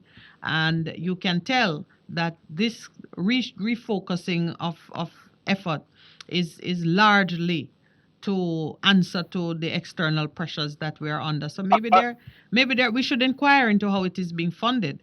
And at the same time, we're not taking care of the needs of the people, because the police force is what is required to control crime and make people safe in this country. And if we're going to talk about victims' rights and potential victims, let's have more concern about what is happening here within on the land mass than what's happening out at sea. Because we've been talking about guns coming into this country by the fishermen that go to Haiti and all them things.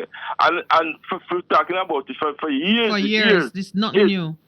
Nothing new. No, I don't see them catch a fisherman with no gun coming in, Well, we've been talking about that too. You don't see any convictions or any changes taking place through the investigation. So perhaps now then, some might say.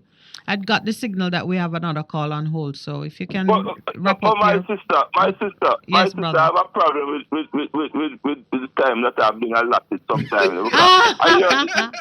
No, I got the signal. Especially the first call, I know. The man was able to ramble For 8 minutes. and you know. Well, what I might take my cue from the engineer when he sends me a signal, but he sent me another one now to say you were holding for a while, so I should. But when he gives me a signal, I say it in all fairness because I don't want to be unreasonable. But I take your point. Say more. Say what you're saying. Finish it up. Yeah, man. He's giving me the permission to let you continue. Yes, sir. Thank you very much. Okay. So what I'm saying, you see, I think more emphasis should be placed on giving the police more resources. More resources. And support. When I say resources, I'm not talking about guns, because when we talk about resources to give the police, we talk about giving the police more guns, We need to give the police more training so that they can manage the station better in terms of investigative capacity. That's when they go into a community, for argument's sake, and they capture somebody and they can put him before the court, quickly, try him properly, and we have a conviction. Another thing again, I want to point out with police. I heard a police was speaking, a police gentleman in charge of era was speaking the other day, and he was saying that based on information that he gets from the community. I think the police need to stop that type line of argument, Just say we got information. Because when you say information from the community, sometimes the criminal suspect someone that is someone in the community. Yes. When the policeman say that, it confirms an idea that confirms is there. That's what the criminals are thinking, and they just go in and kill the person. And expose them to danger. Must say, based on intelligence or intelligence that we have carried out, we have a suspect. Do not say that is the community giving no information at all. Yes. Because when you say that, we just start to talk that people start get trained and say me not tell them nothing because you never talk about I just that's where they got it, and it's already being said. It is already being said that community members are informing. So why the police keep on saying that? Yeah. They don't need to. So we are saying to them, come on, leadership, when you're reporting and talking on media, just simply say we have received intelligence. Argument done. Yes. We have received information. And we have carried out certain tests, and we found that is so and that is so. They don't need to tell you that the community is giving them information. Right. Okay? Yes. That's my piece. All right, my brother. And that's Thank you two so good points much this morning. Yeah. Excellent. All right, okay. All right. Good morning. Welcome to the Morning Connection. Good morning, everyone. Good morning, sir. Yeah. The man from our JC Jamaica College resigned. Mr. Reed. It's Mr. Reed. All right. When him start to work for the government, shouldn't he resign from his job? No, according but he did resign from the government, Remember that he was seconded to be Minister of Education. And when the news broke, he resigned that position. As Minister of Education. But his role as principal, yeah, from which he had been seconded, is the one that was still... He was principal of JC before he became Minister of Education, right? Yes. That's correct. So, may I say, when he get the job now as Minister of Education, shouldn't he resign from that job? No. Under the Education Act of 1980, Section 68, different people can be seconded to do different things. So, I can be seconded to work in a ministry, I can be seconded to work in an NGO, which is what happened to him. So, the board made a recommendation that he be seconded, and they gave him permission and get special leave to go become Minister of Education, which is what happened. which to me is kind of stupid still. It's not stupid. It's in the law. It No, allows. but let's Whether explain it's in the it. law or not, I think it looks stupid. No, But but my it happens brother- to other Job as people. Minister of Education. My I brother, think bear he the- resign from. No, bear this in mind.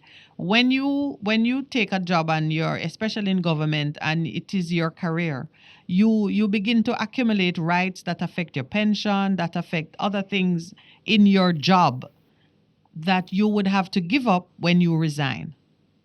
So if he had accumulated some benefits in his position as principal, and the government wants him to come and take a position as minister, if he resigned from principal, he would lose those rights. Because when you resign, the clock stops. So when you're seconded, however, those rights continue to have value and to accrue. So if you're seconded for 10 years, all of you don't lose the 15 years of rights that you had built up as principal. So it's an important thing for you to understand. He didn't just take a new job as minister. He was seconded so that he wouldn't lose the rights that he had accumulated as principal. So when he resigned the position as minister, it was his right to come back to his position as principal unless some arrangement is struck. And that arrangement was arrived at on the weekend. All right. Now when we resign. Yes. Right? Me, come here, listen to other news and them talk about what benefits or money I'm supposed to get, and like they must say the public need to know what is going to happen there. Yes. Because when you resign from a job, you can leave a job by being fired or by resigning. Yeah. If you're fired, then there are some consequences that your employer need to take care of if you are fired unfairly, or if you're fired for cause, then there might be some things you need to take care of. He was not fired. In order for him to be fired from his job as principal, the school would need to have a problem with him. And they didn't have a problem with him. They sent a good man off on secondment to government. And the problem that arose while he was minister. As principal, they had no issue with him. So when he problem with him at the school. At the school. Was in the government. Precisely. Right. Correct. So there was a real issue why they couldn't just fire him. He tendered his resignation once there were acceptable terms for him to leave the job. I remember I told you about the rights that accumulate. So he's not going to just resign without getting anything. Yeah. All right. So, all right now. Let's say, I'm not educated like guy then, No, you're very educated and intelligent, brother, because your reasoning ability is very good. We just have a little more information than you have. Yeah. But when we share it with you, I noticed that you have your own opinion. Yeah, what's your feeling on it now? But they are think, Yeah. First, you say, if him did resign and him going to take up the job of Minister of Education, he might lose certain rights. He would lose benefits. So like him resign now, would he still lose that right? So when he resigned, what he negotiated, and if I were negotiating for him, I would look at the benefits that he's giving up by leaving the job earlier than he needs to, and put a figure on it. It would be a discounted figure. Yes. But he might do a job as principal of JC. Yes. No, the government or the Prime Minister need him to do, I call a bigger job as Minister of Education. Right. So even if he did resign there, I don't think they should take any rights. They must give him all him rights and make him go on to our next job. But now him resign, probably them resign through negotiation, probably him give up some rights, probably him still have certain rights. But, as a dunce, don't cut. No, we don't use that on the program, please. We don't know, no. As something bright him gonna say, that's why I'm started that way. Go on. Share your view. When I sit down and watch how some educated people do things, right? Me not feel shame because I say, don't come, I want to be like them. You see, I told you. I come with this morning.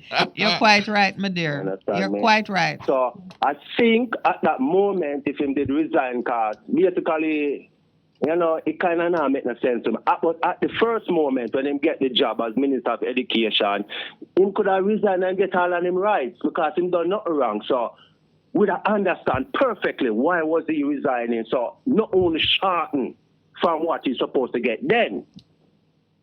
You know, I'm not saying yeah. Let me tell you, it came down to a negotiation, and I don't know how it went. I just know that a part of it, is that nobody had the stomach to take it any further, because the board could have called on him. They may have called on him to resign, and him say, if I'm going to resign, you need to offer me this. Or the board may have threatened to fire him, and discover that in order to fire him, they need to have a complaint against him.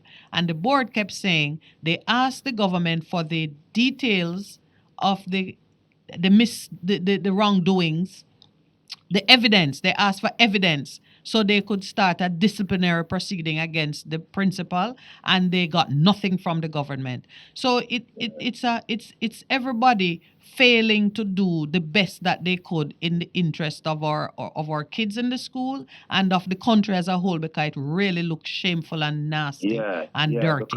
Because at first there was no problem, right, for him to resign or them to fire him. Yes. Now he's going to get himself in a corruption and him still in a certain post. Right. And so to take him back now, it's not going to look good. Because he was on secondment. When the leave finished, he's entitled to show up for work. So he could have, he was entitled to show up for work this morning. And if them don't want that to happen, then they have to put something before him that would allow him to leave quietly. Someone is asking me online that if he did nothing wrong as principal, why did he not return as principal? He should have returned, and he was entitled to do so this morning. But he decided that the only thing is that for the school to accept him, but knowing what took place in Minister of Education, that kind of degrade the integrity of the school, of the college. Yes. Yeah. And so you know, it's hard to them take him back. They couldn't. Yeah. Yes. And All right, one more thing. Yes, go ahead. One more thing may I ask you. All right. Suppose you go to a company, right, and you pay for your service, but it never happen. You pay cash, When you go back for your money now, them get a check. For your must be for the lodge it or something, but you forget about the check. Time pass. And when you do remember and go with it, like them I tell you, the time pass, say go back to the company and I ask them for your money, all right? Your new check make you go cash it and then tell you say everything like vanquish or everything become none. No, sir, that's not right. That's not right. No, that's not right. No. That is not right. Cable and wireless with me $3,000. That is not right. Just on the receipt, me I do some dusting up here and see it. Yes. And me say, make me ask you, No, that's not right. Carry it back to them. Yeah. All right, then. Bless them. All right. We could talk about that off the line. Good morning. Welcome to the Morning Connection. Good morning, Miss Minette. Morning, sir. I pass that video. Yes, man. I same pastor. All right. Morning, Pastor. Oh, you know. What's up? You remember the blind man when call and tell us if you look about this something for him, Minister of Labor? Yeah, get you. No, I never get through with that, so me have to go back and do the thing all over again. And you get you now? Then tell me, say, the lady will do it. Tell me, say, me add to it, so I don't know if anything like that. I don't really check it out as yet. Okay. You still have his name? You still have your name and thing. So you could check your lady again. Right. But man, that now that would impact. Yeah, man. But you would be the panel now, sir. Me can't like match up my radio. I don't have a radio. I have to just judge it for a time and say, no check and say, I couldn't get through, and I got to go on now. So you need a radio? I don't have a radio right now, and I need a radio right now. I would like a radio. Okay. So I don't know if anybody out there couldn't left me number. Anybody who can help me couldn't call me and help me out. All right. Consider it done, sir. We still have your information. And we'll repeat the appeal to get a radio for you. Leave it to the gentleman again. I could leave the number over my ear. Yes, not over the air. The engineer is gonna take the call and take the number from you. All right. Okay, so I can leave my number with you then. Yeah, man. Yes. So just hold on. Don't hang up. So you're gonna try and see if you're gonna help me out. Let me get a radio. Yes, man. We have to work on that for you. Okay, all right. I'll leave it. All right, my brother. Operator. Thank you. Yes, So sir. don't hang up. All right. Do we have another call on the line? All right. I just want to. We have a very interesting comment here, from one of the While it being principal. And yes, conflict of interest. He says, I agree. I do not think that a principal of a school should be elevated to be Minister of Education without being called upon to resign the substantive post. And I mean, it is a conflict of interest to be setting policy. To oh my goodness, we have an offer. All right, Mr. Perry, we accept. Just let me know, or you know how to find us. Yeah. And we'll ensure that the radio. That's what we love, man. The Yes. community, Oh, the when brothers it keepers. works. Yes, man. Love it. Big up, big. I'm You're bigging up. big him up some Big more. up, He's big, already big up, big. He or know himself. yeah, or what we could. We'll figure it out. But thank you so much. And what? Oh, okay. All right. Perfect. We have an offer of a radio. From big up, big. Yeah. And you deliver it to him. How we gonna get the information to you, Perry?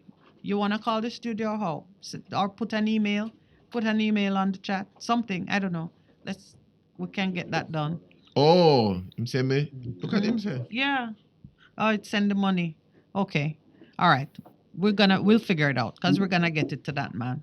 And that's really good because he's a disabled person and a radio must make a lot of difference to his well-being. So, okay, so back to the substantive issue.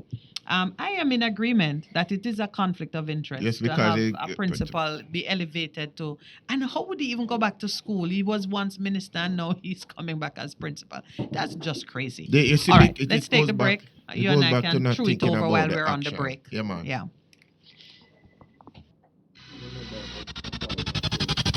We'll be right back.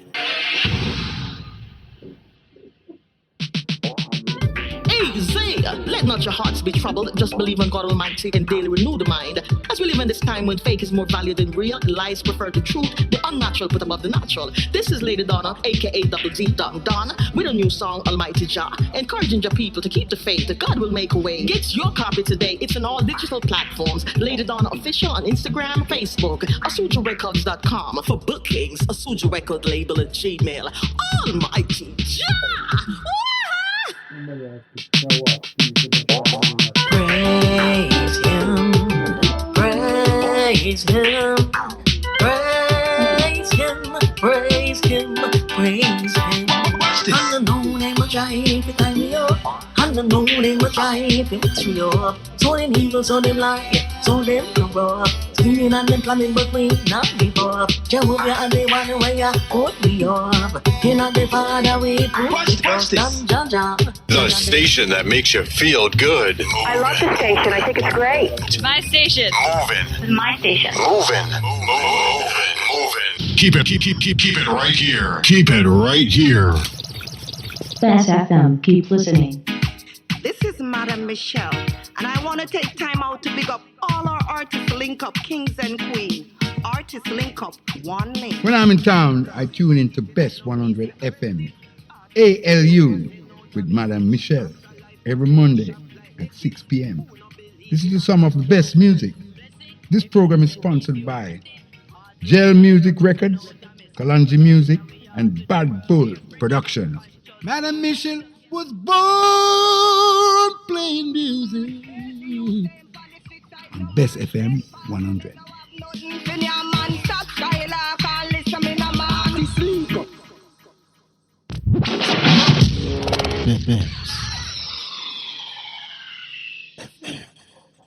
It's good, it's better, but nothing beats. Best FM. Good morning and welcome back. We have two callers on the line, so let's take the first one. Good morning. Welcome to the Morning Connection. Hello. Good morning. Morning, sir. How are you? Taking a second bite of the cherry. All right. I had hesitated to speak on the reed matter in the bushes there, right? Yes. And I know that was something I didn't have in my thoughts, but I hesitated. But it starts wrong in the first place with this conflict of interest. That's true. Right? Anytime you get that in the way, all sort of avenues open up for the yasso, deso, yasso. Right? Hiding. And there's always money behind it. Money to come. my money is the money, man. Yeah, no, you're right. No, man, you're right. The conflict of interest has proven to be disastrous. What? No, that point concerning the conflict of interest, that has proven to be disastrous. Okay, I think the second call went. The truth of the matter is, if he had to resign to go and take that position, he could have got his payout 5 years or however long ago the secondment has been. He could have got his money already. There's a question online which is worth sharing. If Royal Reid is not tried for the alleged crimes within a period of time, can he walk free according to Jamaican law? The question catch my attention because I was resisting the urge this morning to say that Mr. Reid is most likely not going to be convicted of any crime. And it can happen in a number of ways. One of them is the trial is dragged out and witnesses and evidence disappear. But there is no statute of limitations with regards to how quickly a person is tried. But, the administration of justice points can make can cause the person to not get a fair trial if too much time passes. Good morning. Welcome to the Morning Connection. Love and bless you again. All things, my brother. All good things. All good things. The President and I give thanks for it. Yeah. Mm-hmm. The sound of the thing barely can come through the radio. I don't know why. Uh-huh. You hearing us now? Yeah, it a come through now, but you have to tune a thing properly to get it. Oh, poor reception. Okay. Aye. All right. What area are you calling from again? Grand Spring. Right. Oh, no, you're not supposed to have poor reception. Or should you? Because some people have problems in Barbican. Yeah. Barbican Road, Yes, yeah. I know there are persons who have complained that they don't get good reception in Barbican. Anyway, from what you could hear, what you want to share with us this morning? So, how will we do it to work one time? No, he was seconded from one to the other. Then special. And Jamaica College said during the secondment they did not pay him. Contrary to what some persons have said, they said they paid him not 1 cent during the secondment. He was only being paid for the work as minister by the government. Them did have a new headmaster? Yeah, man. Acting headmaster, Wayne Robinson. Old boy. Acting name? Mr. Robinson. Yeah. Wayne Robinson. What acting mean? Oh, it means that you are deputizing. You're not fully in possession of that position. You are only acting in it. Which minute you have problem that here? Well, I tell you, the gentleman has been. I mean, many persons say he's the real strength behind the JC team, and he has done a fantastic job, even though he's had to live with the word acting in front of his principal. A problem that I see him like how the lawyer them go sign with the Queen, with the Queen Council. Oh. And I'm nothing different that's sign on in this minute. Well, I tell you something. To the persons who have had to carry the title, acting this or that, many of them have performed at the highest level, even under that kind of title. Whereas the people who take up Queen's Counsel, that's a money move. You immediately can charge more money when you put the Queen's initials. Yeah, when you put those initials behind your name. It really don't reflect on their loyalty. Except I say, for me, this is not something I would desire because I don't want no Queens nothing. I'm not loyal to the Queen. You want a PC, President's Council. Not to collect the pay from the Queen. Oh, same. Oh. That's not the contract, Miss Mility. No, man, no. It's just a title, and it just allows you to charge top dollar because you're a Queen's Counsel. Because it say you are so good at what you do that even the Queen would hire you. Yes. That's really what it's saying. The Queen not paying you. The Queen not paying nobody. You see me I talk about brethren. And we need to let go some of those things, but for one reason or another, they continue. I pray that in my lifetime, I will see the end of it. Too much slavery are going on in this ministry. Yep. Yeah, man. So Yep. Too much slavery. How much a day yesterday police them get? Not a day, per month. $71,000 per month. Basic. 71,000 a constable. That means the man who is at the lowest level gets $71,000 per month. And then how much a day that? 2,000, a little over 2,000 a day that? People are do days work in your house. People clean your house for more than that. Let me just that for you. All right, let me tell you something. I'm telling you something. Yes. You see the Caribbean, it names slave-based economy. Did you know that? Yes, well, it's coming out of chattel slavery and we've not advanced. But when you're saying this now, you understand that we are the ones doing it to our own people, to ourselves. Yes. And we are doing it now. So it's not us and them. We are the ones doing it. Mm-hmm. What the church and the state are about these things? Well, it boils down to what me and you are do about it. That is why I'm putting it this way. Empress. Yes. Empress, you and me are do right as you know, you know. Well, we talk about true. The only time the church talk about something when the government says we are locking it down. All right. Pastor Percy. That's not true. That's not true. That's not true. Reverend, come on, no man. No, but I'm telling you, hold on. Let me say something to you. A lot of times, because I've been in a position where we have said things from the pulpit, we have sent press releases out to the press, and they refuse to comment on it or even to do it. The only time, listen, because people don't understand how media works, you know, is when it is salacious or salacious and it grab headlines. That's when they talk about it. Because when we're talking about Reverend Miller had said, church said, boy, why we experimenting our children? It got a whole heap of press.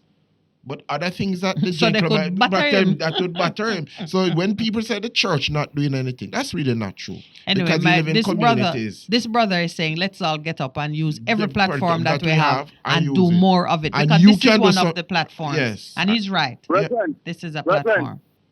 Reverend, you are one pastor, you know.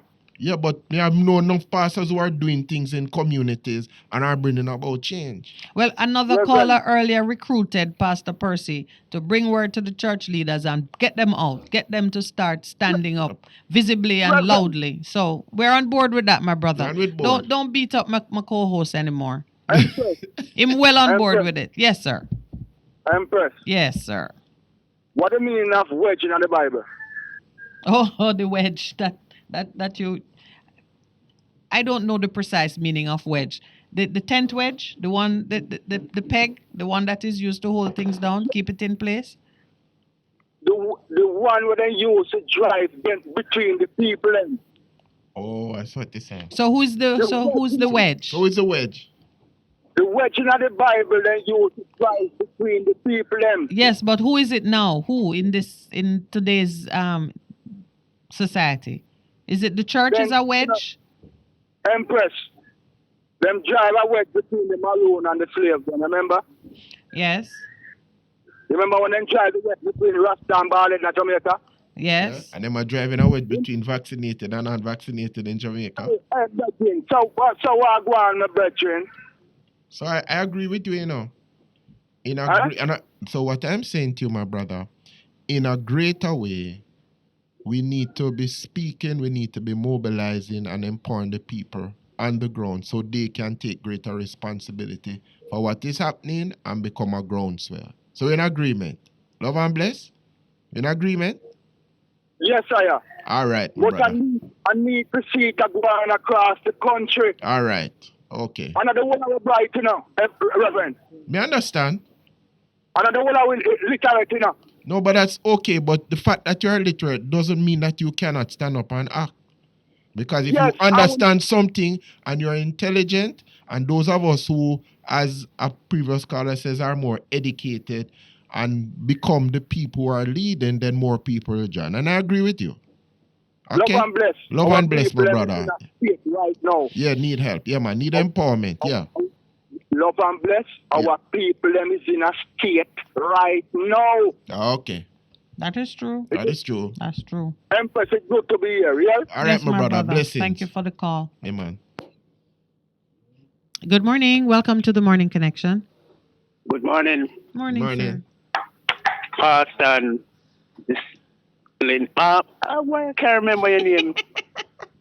Her name is Minette. Somebody call her Minette. Minette. When I call about, I have to touch a little sport. Yes. I have two things to talk about. Yes. That's all right. Pastor, you're a coach once, right? Yes, man. Was it football? Football, basketball. Pastor was a coach. Yeah, man. Yeah. Yes, I remember he told me that. He told me that. I'm teasing him, you hear. No, they give top a basket to carry water. Yes. You agree with me? Now listen. And no, they want to fire him. So many people call him fire his head because we're not getting the results. Or because we don't like think the so. results. Because if it's basket to carry water, you must know say it will spill. Yes, and now it's spill, because nobody don't like it. the JFF don't have the money. They don't have the money if you carry the right players. They don't have. Them supposed to have a team together play for at least 4 or 6 months. Yeah, but right? To get good results. And them just pick up some guys from England, like them come for the first time I go play together with the team. I know some football go. Yeah, but I hear that. I mean understand about team chemistry. Yeah. But where football is today in terms of people understanding and things. Because even with England and the big teams, they don't play together. When Brazil have a World Cup to play, then pull the guys from all over the world to come together because they have a certain talent level. And you must agree with me that based on the players that are available to JFF, it's a bigger pool. It is more talent. People are playing top flight football around the world. So if they come together, as people say, as a good coach, need to work the synergy and make the man then play. And then some of the tactical decisions he has made, people say no, because he do that. So it is. It's unfortunate. But I thought they said that he had tendered his resignation. Then him no resign? No, we never hear that part. Maybe that was last week. It was in the Yeah. media, man. I highlighted that he had tendered his resignation because before that they were calling and said that Ricky Hill would be taken. I don't know this person would be taken. I don't know this person either. I don't know where this person came from, but I don't think we're going to get any better results from even the top coach in the world right now. Yeah, okay. Even in the beginning. Because no matter what, Jamaica is a small country, and you can't compare Brazil to England, because Brazil can send 5 teams to the World Cup any day, anytime. We know about that. Yeah, so you cannot compare Jamaica, so you pick up players and whatever. You have to have players. And Brazil don't take 8 man where play a foreigner put them in a team and play one time. It don't happen. Me always see some new guys who me never know before run out to Brazil with a couple stars. You understand that? Yeah. Okay. All right, so that's point number 1. The other thing, when you have a politician that steal from the public purse and they don't go to prison, or even if they go to prison, the public should steal from them. How would we do that? Well, then most are things where you can't take. Oh, so but you said steal. they're not thief. You didn't say we can find them or do it through some legitimate process. It sounds like we could just. No man, if them thief from me, we have paid taxes and all. Me go pan farm work and me never get me compulsory saving in our 80s where the government thief and no, me don't get it back. Really? Are you me supposed to go thief take one of them cow or something from them. Well, you're speaking to a principle, and I always said to Pastor Percy that the law that a country develops comes out of the people, because if more people have the sentiment that politicians who cheat the public purse should pay it back, the public should get it back, then you're going to see laws that speak to reparation and restitution. But the fact of the matter is, we already have those kinds of laws. We have the POCA, Proceeds of Crime Act, and that's what it seeks to do. Somebody steals, then you look at the assets. We have tracing orders. in the civil jurisdiction, also in criminal, where a man takes money, it goes into the account. You can track to see exactly what he has used it to do, and follow the money into the goods to which it has been converted. So those things are there. The problem that we have had, and I've decried the sufficiency of our anti-corruption legislation because it does not address corruption. It deals with reporting. And right now we are seeing where politicians don't make their reports timely or at all, or the reports throw up problems, and the commission has to go to the DPP, and you hear that a file has been sent, and then before you know it, it falls out of public memory. So there are some things we need to do, but I tell you, it starts with having the will and determination, the desire. The people must see it as something that is absolutely necessary for good order, and then you'll see some changes. Just like how Parliament never want to deal with the banks and the runaway fees, you see? The people want it, but it got to Parliament and died. But do you know, as we talk about runaway fees, that NCB has now introduced a new set of fees that become effective next year? So you get 4 free. It's my son read it and said, that this is what is happening. And then after that, you have to pay a certain amount of money for whatever you do. Let me finish. Let's hear what else this caller has to say, because I got the signal already that there's someone else on the line. What else on your mind, my brother? You've done your two points already. The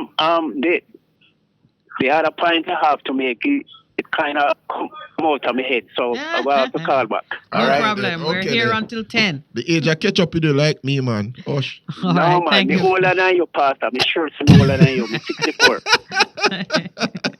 That's time I said I catch up with you. All right. Thank you so much for the call, my brother.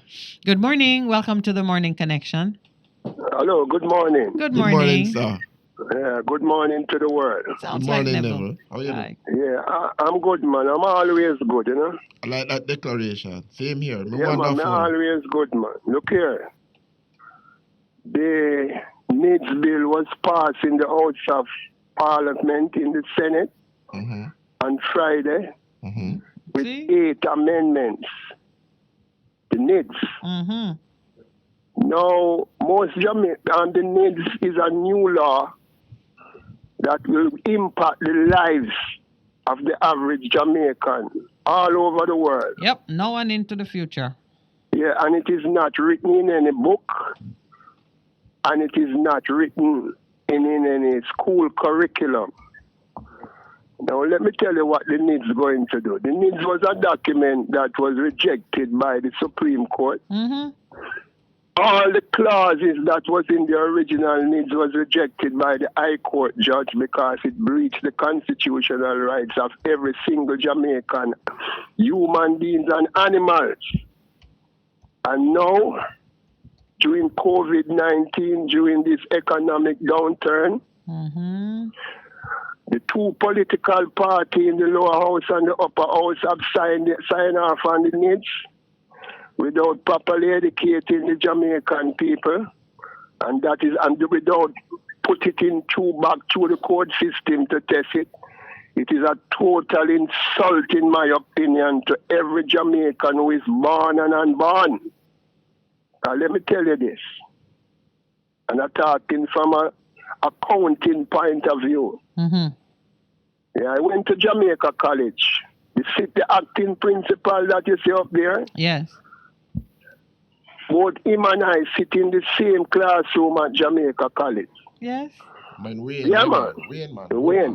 And listen this now. Yeah, man. Listen this now. Crime Stop. Let me start it from Jamaica College first. Where I got my CSEC education and my A-levels. You see that non-disclosure agreement between the board, Ministry of Education, the lawyers and Mr. Reid that they cook up on Saturday, and it is not yet released in the press. It's like an insult to the Jamaican people who is born and unborn. Because it's all about money, you know. This thing is all about money, money, and more money. It is about greed versus fear. You see the needs what they're bringing on the ground here now? The it has just made the Jamaican dollar more heavier for you to earn. Because this is the banks that really want the needs, you know. And they soon call you next year to do over your bank account, all your bank profiles, and they're going to tell you that you cannot use any other ID with the bank apart from the needs. And they're going to take time and go into digital economy and a cashless economy that is expected to kill all the corruption that is going on in the country.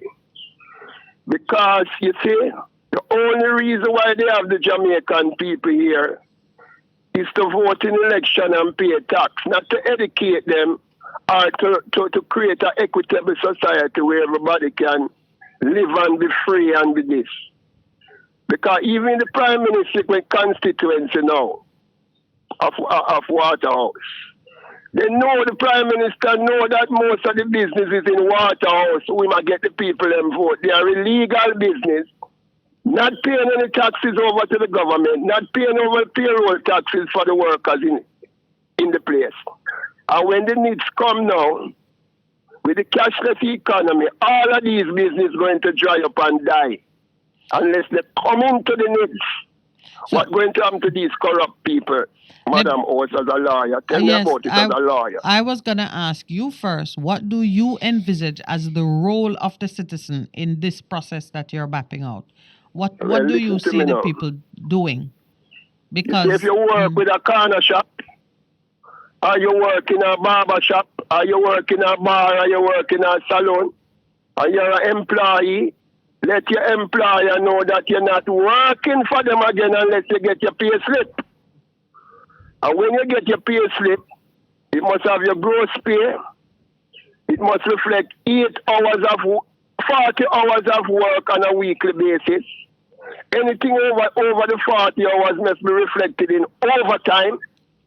They must deduct and pay over your NIS, your NHT, and your head tax. And if they can't do that, walk off of them job. Because they don't mean you any good. Both them and the government don't mean you any good. Because the politician, through the council, like the KCC, should be seen to it that these small businesses are properly structured and the employees are properly compensated before they need to hit the ground. All right. And you know, the reason I ask you, Neville, is that one could easily think, listening to you, that you're saying citizens should not participate or should avoid being involved in supporting the rollout of this identification system. I wasn't sure. I wasn't sure where you were going with some of what you were saying. Unless they are properly educated about it, because the banks, let me tell you two money that the bank having problem with. You see, when the first money was made in Greece, it was a kind that was made in Greece, you see? And when they make the first money off the mint, they lend it out with interest.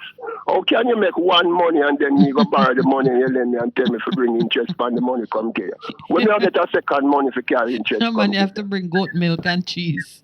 Yeah, what the bank has done in this country, all over the world, they pack up this high interest rate on money. So when you go to NCB and you borrow $1 million, oh, they say, Mr. Carter, you have to bring back 1,200,000 to us, 20% interest. You know what the BOJ lend them the money at 2%. And then charge you 18% more. And you see, when you lodge your money up there, you don't get no interest on your money, you know? No, they lend it out at some other higher interest. Yeah, but when your savings account mature at the end of the year, you don't get any interest on it, you know? No, instead you pay some fees. Pay fees. Exactly. So the people of Jamaica go have to take out their money out of them bank, you know? They're going to have to go crash the banking system in this country to make the system work how it's supposed to work. I agree with you on that. That's right. You never know something serious. No, but I know that that's what's coming, my brother. Some of us don't say it quite the way you do, but we know that it's coming. Because, you know, there are some, I haven't heard you speak on this, so I'm going to draw you out a little bit on it. There are some policies that were created elsewhere on the presumption that people are going to behave in a certain way. You know, the rational man, what is he called? Homo economicus. Yeah. And the rational man don't live in Jamaica because nothing we do follows any principle or trend that is. So there are some things that are going to happen which will bring the system to its knees. I hear you talking. Go ahead. Miss Minette. Yes, sir. I hear you talk about policy. Yes. It is a policy. I love how you're mimicking my voice. A policy is not a gospel, you know. A policy is a system of way of doing things to satisfy a system, you know. The business will get hurt, you know. Yeah, but it is predicated on some assumptions that if you do this, that is going to happen, and the assumptions are not always true. Look here, the Prime Minister breached the Constitution by issuing back a state of emergency when you have people in the court, and the judge tell them that the state of emergency is illegal, and him call it academic. Him referring to the Constitution as being academic. Yeah. And anybody want to challenge me in the academics, start calling Constitution as academics. Yes, and him come back, him and him Senate and the PNP and the GLP, make up now and come back and pass the NIDS. I was going to tell you that he's not him challenging alone. back in the court. Challenge, me not business with PNP and GLP, you know. The two of them for flushing our toilet. Look here. But you know that come back, come pass the NIDS from black people. But you know any citizen can bring that challenge to the court. Yeah, but we don't have the will to do it. Well, that's why I draw you out in terms of that issue. Well, listen me now, Pastor. But you don't have the will to do it, Neville. Yes, sir. Pardon? Yeah, you don't have the will to do it. Yeah, me have the will and the guts. Okay. Because right now, me classify myself as a living dead in Jamaica. Me can dead any day now. Okay. Because listen to me, Pastor. Yes. You see Jesus Christ? Mm-hmm. Jesus Christ is not none of our friend, you know. People are going like Jesus are them friend. And God are them friend. He's not? Look here, man. The Prime Minister prayed to Jesus too, you know. Okay. And when him get you with fame ways, him say Jesus bless him. Okay. And him never bless me because Jesus is bless me, you know, that be Prime Minister. Okay. Let me tell you about the Prime Minister and the opposition now, the opposition leader. They need to go back to school and learn the golden rule. And the Jamaican people have more work to do than the Prime Minister and the leader of opposition. That is, I agree with you on that. Because we are the ones who have to break we have to break that deadlock that's happening time and again. It's all about we and our children to come, because this is world without end. Yeah. Okay. Amen. All right. Have blessings. All right, it's time for our break. We're right on the dot. Do we have a call on hold as well? Oh, good. So it's a good time to take the break. Please stay with us. We'll be right back. Morning Connection. We'll be right back.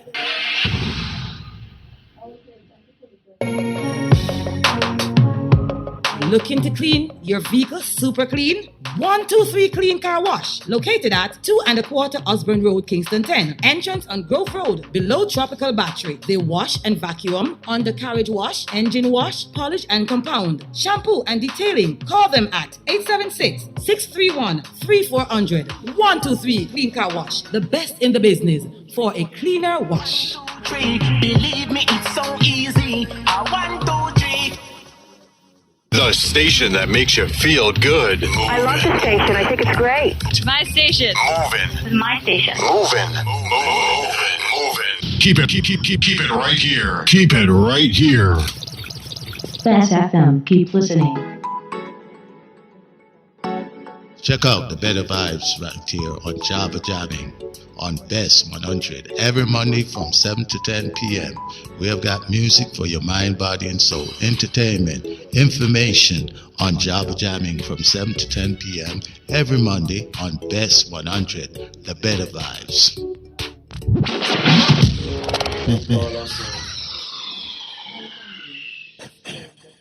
Close a long day on a Tuesday afternoon with a great company. While you're heading home, stuck in traffic, or on your way to work. Yes, when life throws you Tuesday, turn up and let it be a True's day. And True's on the air with Tashika Lu, your one-stop, entertaining, inspiring late afternoon show with friendly conversations, song requests, positive affirmation, learn something to improve your health, and submission box when you, my listeners, share your relationship problems. Hold on. What you just say? You engaged this man for 5 years and I know him can't marry you? Is that prank? No, I don't need Tuesdays from 5 to 7 p.m. right here on Best 100 FM, the station that is heard everywhere.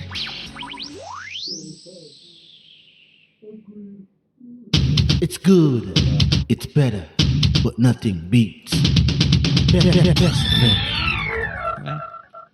Good morning and welcome back. We have a caller on hold. Good morning. Welcome to the Good Morning morning. Connection. Morning. Miss Minute, Pastor. Yeah, I remember your name now. You remember your third point? I remember your third point. Yeah, man. All right. I remember the third point. I was calling about the guy that came out in that demonstration, the white boy, and shoot those people and get the scot-free. Yes. What do you think about that? Yeah, boy. I hear some of the things that caught my attention. Predominantly white jury. Wasn't that mixed jury?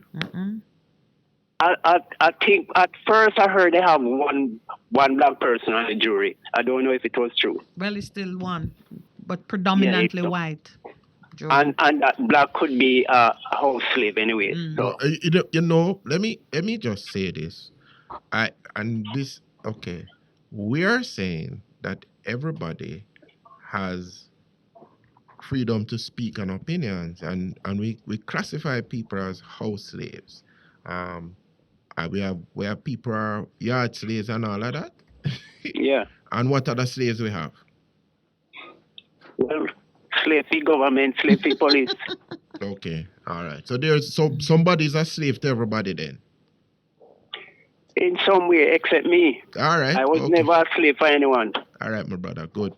Go ahead, Minute. You are the lawyer here, so Oh no, you're talking about due process? Yes. All right, so let's bear in mind now. This young man, Kyle Rittenhouse, he was at this.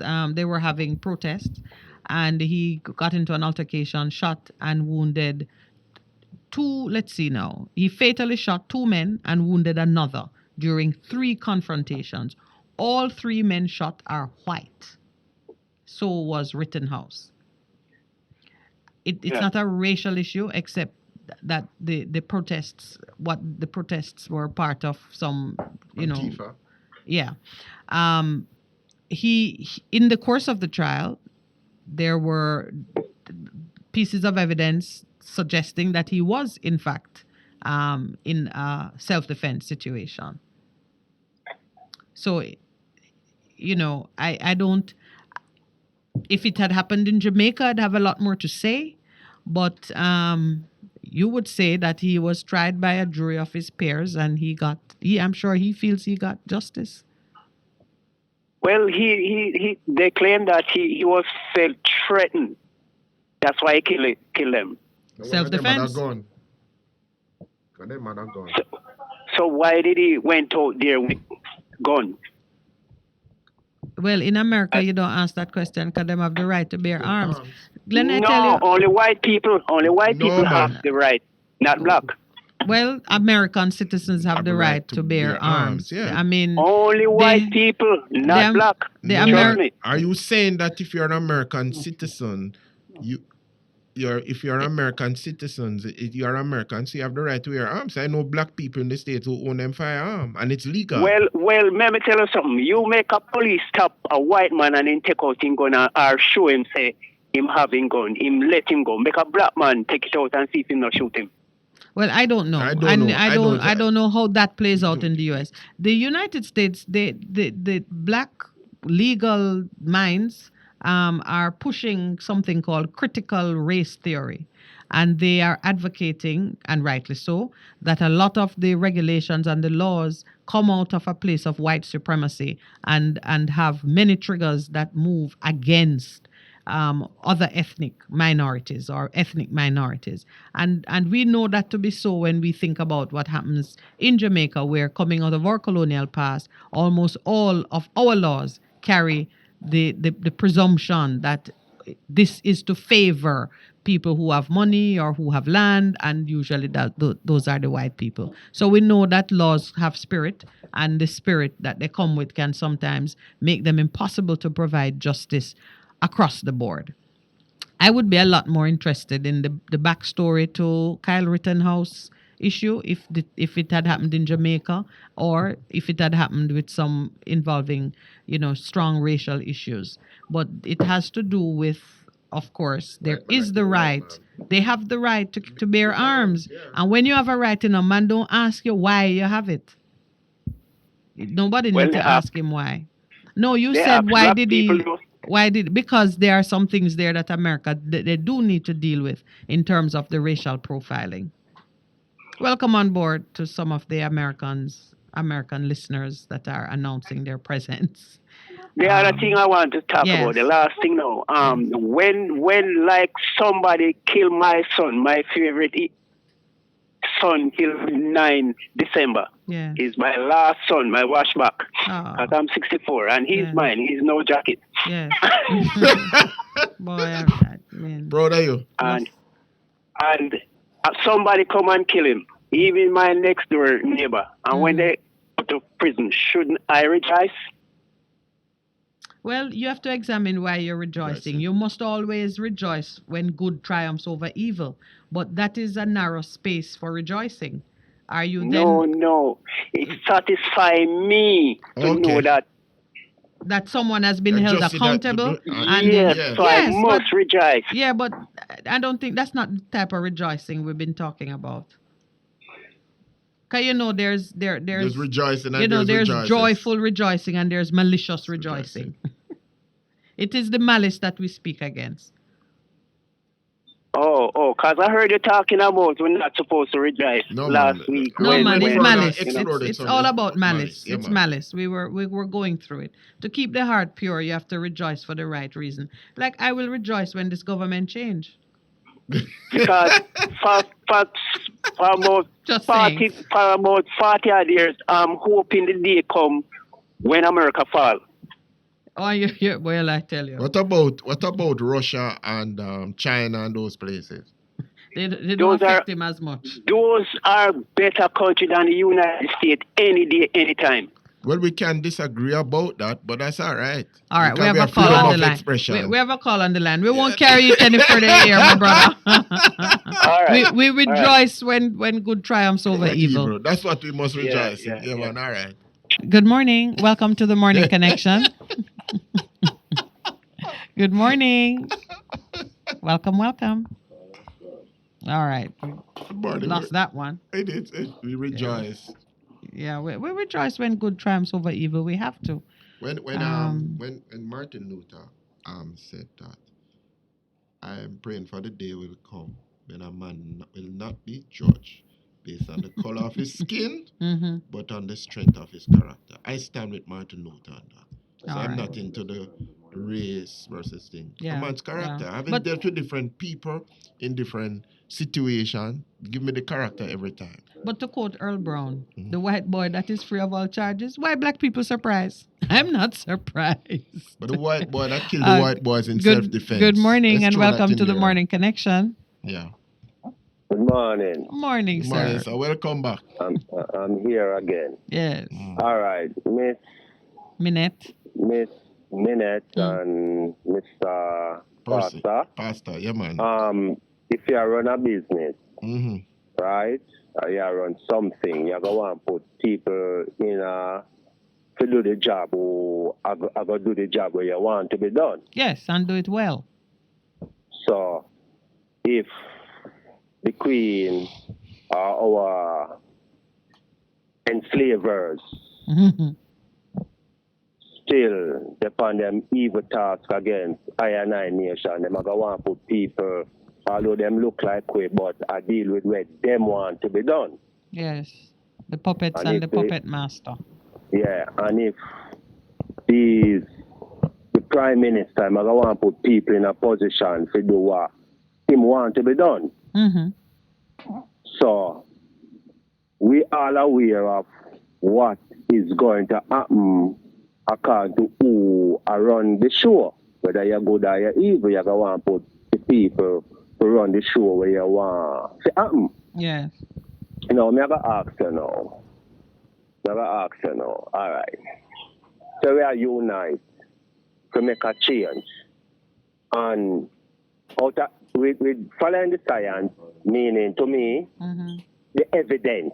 Following the evidence. Because to me, science must mean evidence. When we listen to people talk about following the science, they are following the evidence. That's true. I agree with you. All right. So, following the evidence, if we say, like, a law set or something going on and we bring it to the court, we as citizens of Jamaica, we bring it to the court. We say them along out the thing. Isn't there other law who can put a stoppage from them to along out the thing? Of course. You know Yes. For example, but you see, I have a sense of what you're talking about. I'm going to address it directly. Take, for example, the question posed. If a delay in trying Mr. Reed could either frustrate his right to due process or give him an acquittal, an undeserved acquittal. In criminal proceedings like that now, you and I as citizens looking on, we don't have a say. It's between the accused person and the state. Right. We trust the state to deal with it. Let's say it's time going and, the thing is being adjourned. You and I can do nothing about it, but Mr. Reed can. Mr. Reed can say, I don't want to live with this thing over my head, and he can apply for it to be dismissed, or he can take various proceedings along the way based on the peculiar circumstances to have the thing dealt with expeditiously. And all of this is because we have some principles in the Constitution that say you're presumed innocent until proven guilty. So a man who is living under a charge has a smear against his name that he should want to see it disappear quickly. There really is, okay. You see what I'm saying? We say, we have to change what is happening. As far as, look, I didn't say, if you don't know where you come from, you don't know where you go. It makes sense to me. Right? So when we look on the history of what is happening in our country, we say we can't depend on these people to give it the change you want. So we have to make the change. We have to make the change. Right? Police are lose. Teachers are lose. The civil workers, them are losing. And when they lose, you and me lose too, because they are doing things that touch and concern us. Yes. All right, use a lawyer. Now listen to Cabo yesterday morning, and she bring on a lawyer too, a well-known lawyer, right? So me I say now, and he's a Africanist. He's talking, because the man name all of them pick me up, African name. The man a defense certain right. Yes. So I mean, you see, for top play card, power lie within the people. No history can look on and know, so the power lies within the people. Of course. So that means the them sometime could have got find the unification. Yeah, we've been talking. Bring things to the court. And now look not peer neither. Where we are look is rights and justice.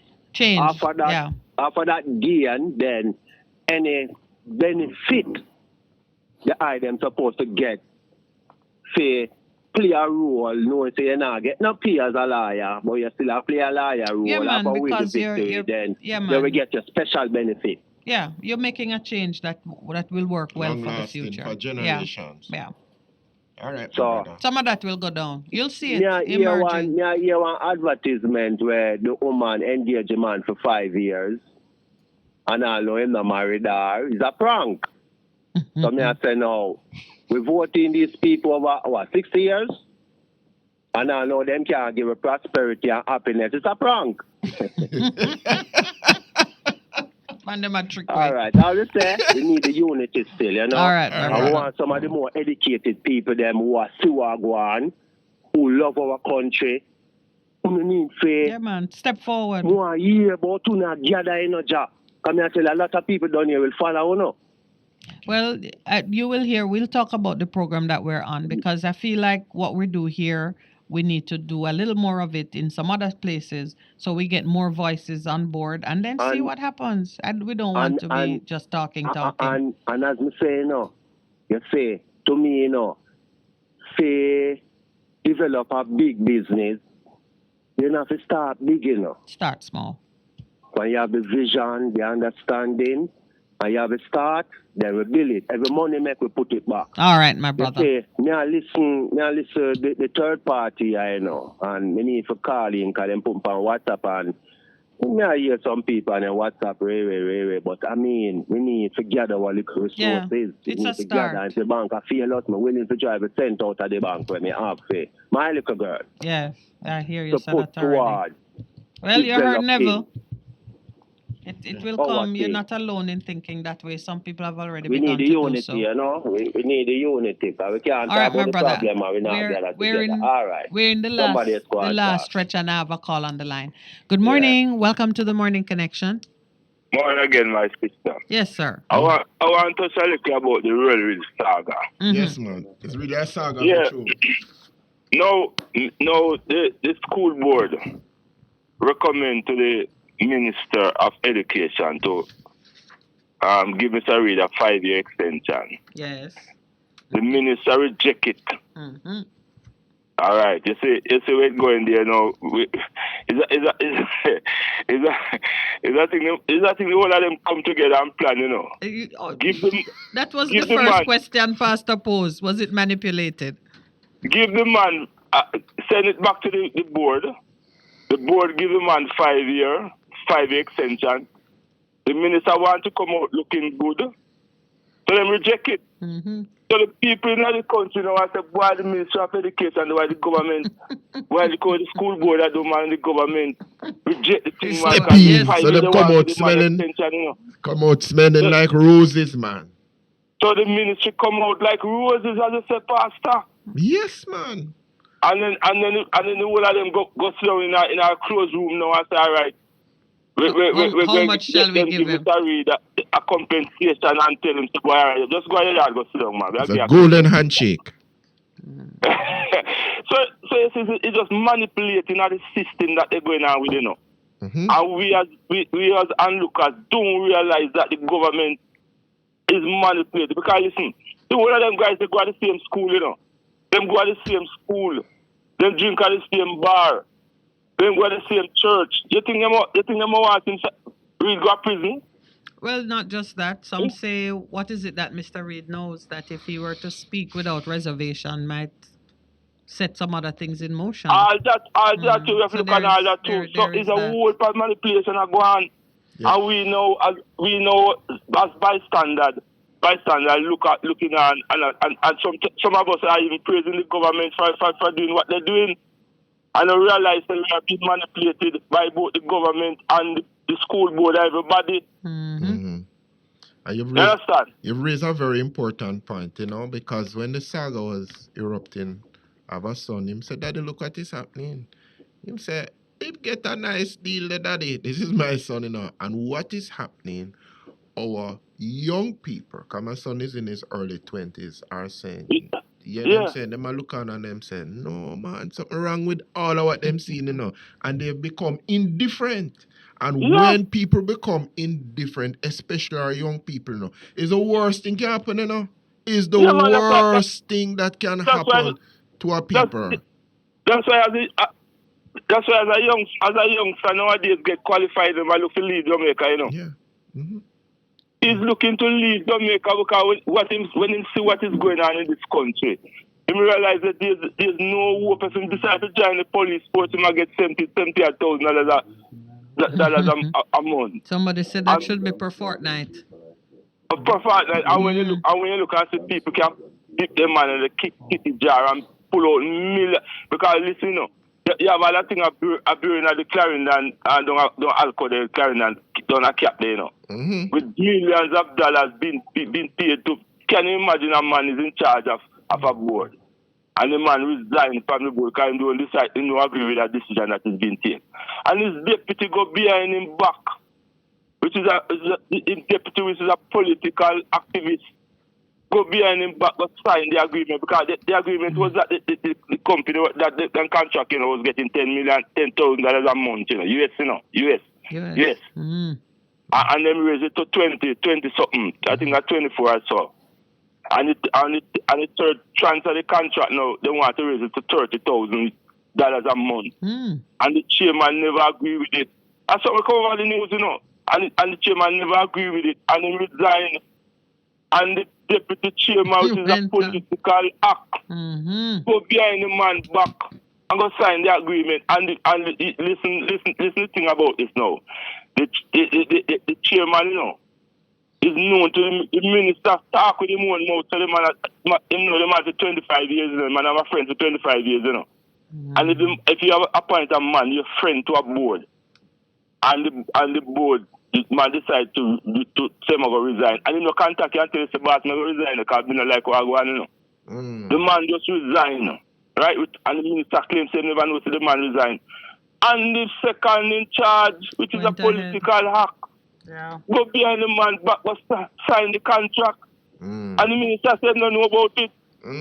So him no rescind it as minister, him send directive and say you can't do that. If him having balls and say no, it's not acceptable. But it speaks to what we are pointing to, the manipulation of the process by people, and they're not thinking long term about the people of this country. Enough said, my brother. Yeah. Enough said. So we're gonna be hearing more about that. Yeah, I'm sure, we're gonna hear more about it because we know. The minister must know about something about that man. Look, and if he doesn't, he should be doing what Royal the Reid just minister, did. we have a feeling that when the first man resigned, you know, the minister, the second in command contact the minister, you know. That is my opinion, you know. Yes. Yeah. Or the maybe man contact the minister and say, boy, I look at thing here. Minister said, man, go ahead and sign the thing, man. Leave me back here, man. Aye. Well, let's all right, leave it at that. Thank you very much. Thank you so people much. are waking up to the reality that is out there and to say that it's not there. You know, there's a song that my friend always. Well, let's release the caller from the line. Man. Thank so you, we my can brother. Go through Well our said. ritual. Well Thank said. you, Well sir. said. Well said. You know. Well, let me say the thank yous as we line up the music. Think about the music that you want, No, Pastor, man. so you can share it. Thank you to everyone Clean who clothes. participated in the discussions this morning. I'm especially grateful to those online who have pushed the conversation to, I think, a higher level in terms of what are the changes that we can make. And we're sort of all agreed here that we need to avoid conflicts of interest when we're seconding people, because what has happened with Mr. Reid is not something that we want to see happen again. Thank you, Tumblebug, for your offer to finance the purchase of a radio for our brother in the country who is disabled and is his blind. radio isn't working. You know our radio is important in a situation like that. If you get the funds to us, we will take the responsibility for making sure he gets his radio. And to those who have been listening to us and calling in, you know that your support and your input is invaluable. Neville, I know you're definitely one of the watchmen sounding the alarm and just kind of guiding us through what is going to be some difficult times ahead. To the crew in the house, thank you. And Pastor Percy, thanks as always. What is the music which is sending us on our way, because we only have like 5 minutes? This is the Morning Connection signing out. What's the song? Gramps Morgan, people like you. Gramps Morgan, people like you. Like me? Yeah, me and you. We're moving ahead. People but like us. Yeah. Thank you all. or- Have a great day. And, we look forward to being with you again tomorrow, God willing.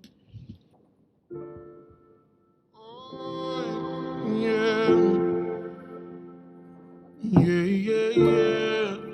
Oh, yeah. If you give a little more than you take, and if you try to fix more than you break, if you're the kind who takes the time to help a stranger in the rain, there's a place for people like you. If you stand up for those down Best on their FM, knees, Best FM, Best FM, Best FM, Best FM. and lend a voice to those who cannot speak. If you shine a little light, give sight to the ones who've lost their way, there's a place for people like you. I've heard up there the streets are made of gold, and when you get there, there's a hand to hold. I believe when when your days down here are through, there's a place up there for people like you. Bless FM, if you're Bless walking FM, around Bless FM, with your heart on your sleeve, and if you're trying to be the change you wanna see, if you lay down your life for love so someone could be saved, there's a place for people like you. I've heard up there the streets are made of gold, and when you get there, there's a hand to hold. I believe when your days down here are through, there's a place out there for people like you.